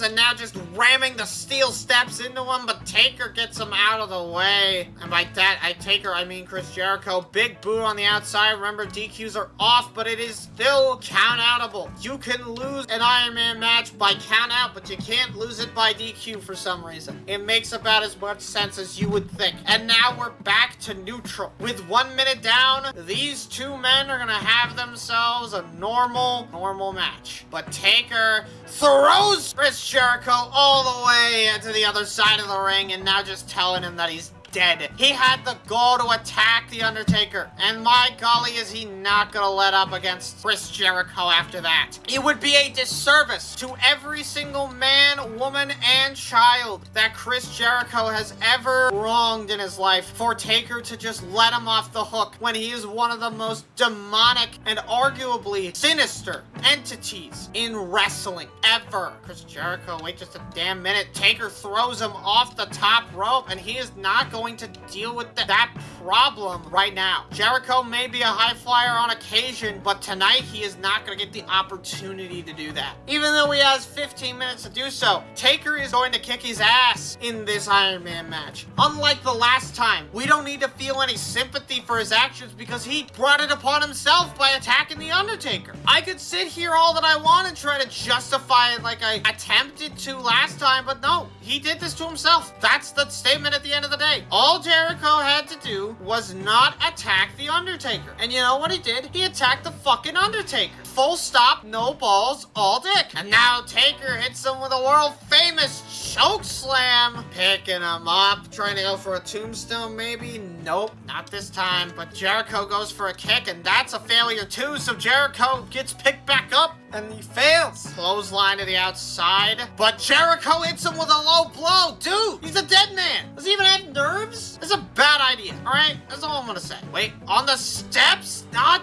quite. Just barely not reacting with the steel step presented.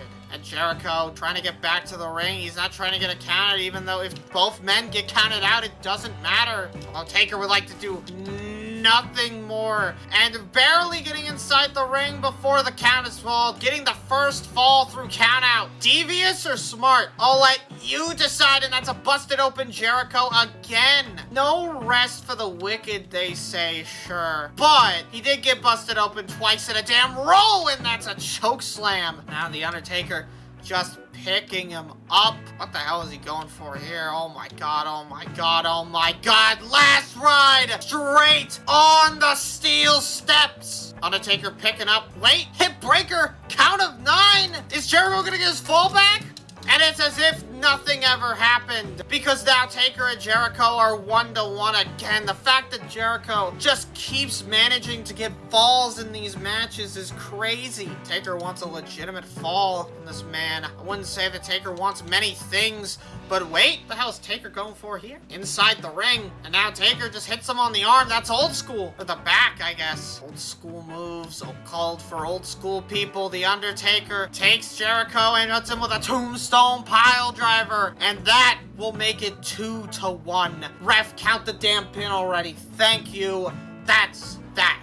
But Taker obviously doesn't rest. Calls for a choke slam, and then changes his mind. He's going back to the outside. He's grabbing a steel chair. Jericho is flexing his biceps, and now of all times is not the damn time you want to do this shit, man. Wait, Taker putting the chair in between his leg, and oh my god! Taker, no care for the well-being of Jericho. Hits him with an extreme leg stomp with a chair. And Jericho's leg may never be the same after that one. Jericho is so dazed that he's getting stunned out of, oh, that's a choke slam right onto that chair. And now Taker trying to hit another last ride, but a DDT stops him in his tracks. Jericho picks him up, but what for? So they can go to the top rope and get hit with a belly to belly for the Undertaker? Now Taker taking the steel steps, throwing him in. Ref dodges. Steel steps are up on their side. Jericho doing all the flips and stuff, just trying to waste as much time as possible so that the Undertaker can't do any of the devious and maniacal things that he wants to do to Jericho. He's been in this situation before. I wouldn't blame him if he starts to think that there's a cohesion in the locker room to get him in trouble, because he is certainly getting the brunt of the punishment on the SmackDown locker room. Taker, what is there left for him to prove in this match? You gotta be completely honest, in these Iron Man matches, it feels like at a certain point it's just bullying, and oh my god, man, what the hell? He's not even letting up. He just does not care. He's just gonna keep him strangling that. Ref, are you gonna do something? Is this not like a totally illegal move? It collapses from how hard he was holding that down. Jesus Christ. He did that for so long that he legitimately started to get short of breath from how hard he was choking the man. And that's the Undertaker we're talking about here. How much pressure does a dead man have to apply to exhaust all the air in his lungs? And we are almost to the 5-minute mark. 5 whole minutes of this massive weight choke slam, head directly on the steel stairs. Picking him up, going for another last ride. Don't tell me he's gonna do it again. Don't tell me he's gonna do it again. Oh my god, he's gonna do it again. Bomb! Straight on the steps. And it doesn't even matter what Jericho does. That's it for him. He's out. What? He kicked out? Oh, you gotta be kidding me. Jericho, you just sealed a fate worse for yourself than initially ever could have been corroborated in the past. You don't understand. Nobody kicks out of a last ride like that. Nobody ever does that. I think he's just gonna hit Jericho with more and more of what is considered power moves. Letting him struggle, I think. Jesus Christ, right on the leg, apparently. Taker, a third time. We're doing this for a third time, by the way. That is a last ride on the steps. My God, ladies and gentlemen. My God.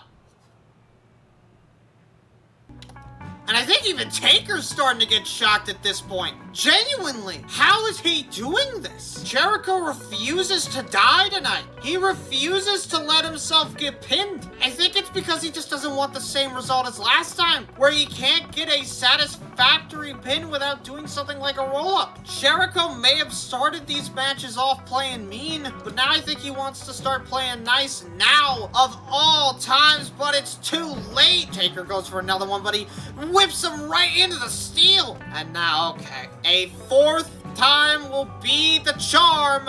Last ride. Head first. Jericho, just give up.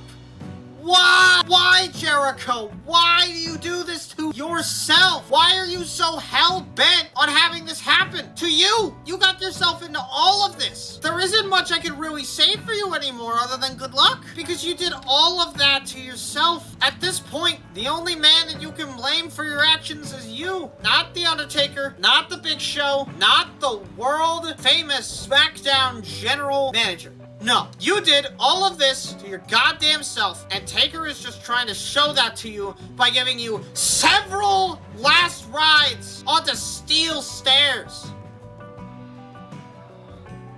Thank you! He goes down! What does Taker have to do? He's just gonna make the pain last a while. He has one more idea left in his arsenal, and that idea is grabbing the... And Chris Jericho's still taunting! Oh my god, dude! And the ref gets knocked down, but it doesn't mean anything! It's the last 30 seconds anyways! The most that can happen is that Taker gets one more pin! Now I think I know where this... I think I know where this is going. Do I? I know where this is going. I think I know where this is going. That's not quite anything onto it, but Taker is just gonna hit a last tombstone on the title. Not quite on the title, but Taker beats Chris Jericho in this 15-minute Iron Man match. And that's it. That is the end of the bash. The Undertaker wins. I wouldn't even say that he won. It was more accurate to say that the Undertaker brutalized him again. Can we do this to somebody else? Does Chris Jericho deserve... Well, yeah, he does. But is Chris Jericho gonna recover from this? He might be out for the rest of the year. After both of these matches combined? No. Really? I didn't think that would make them enemies. What? No. It could never. Jericho's still up there. He didn't go down either division. How? How, Jericho? How?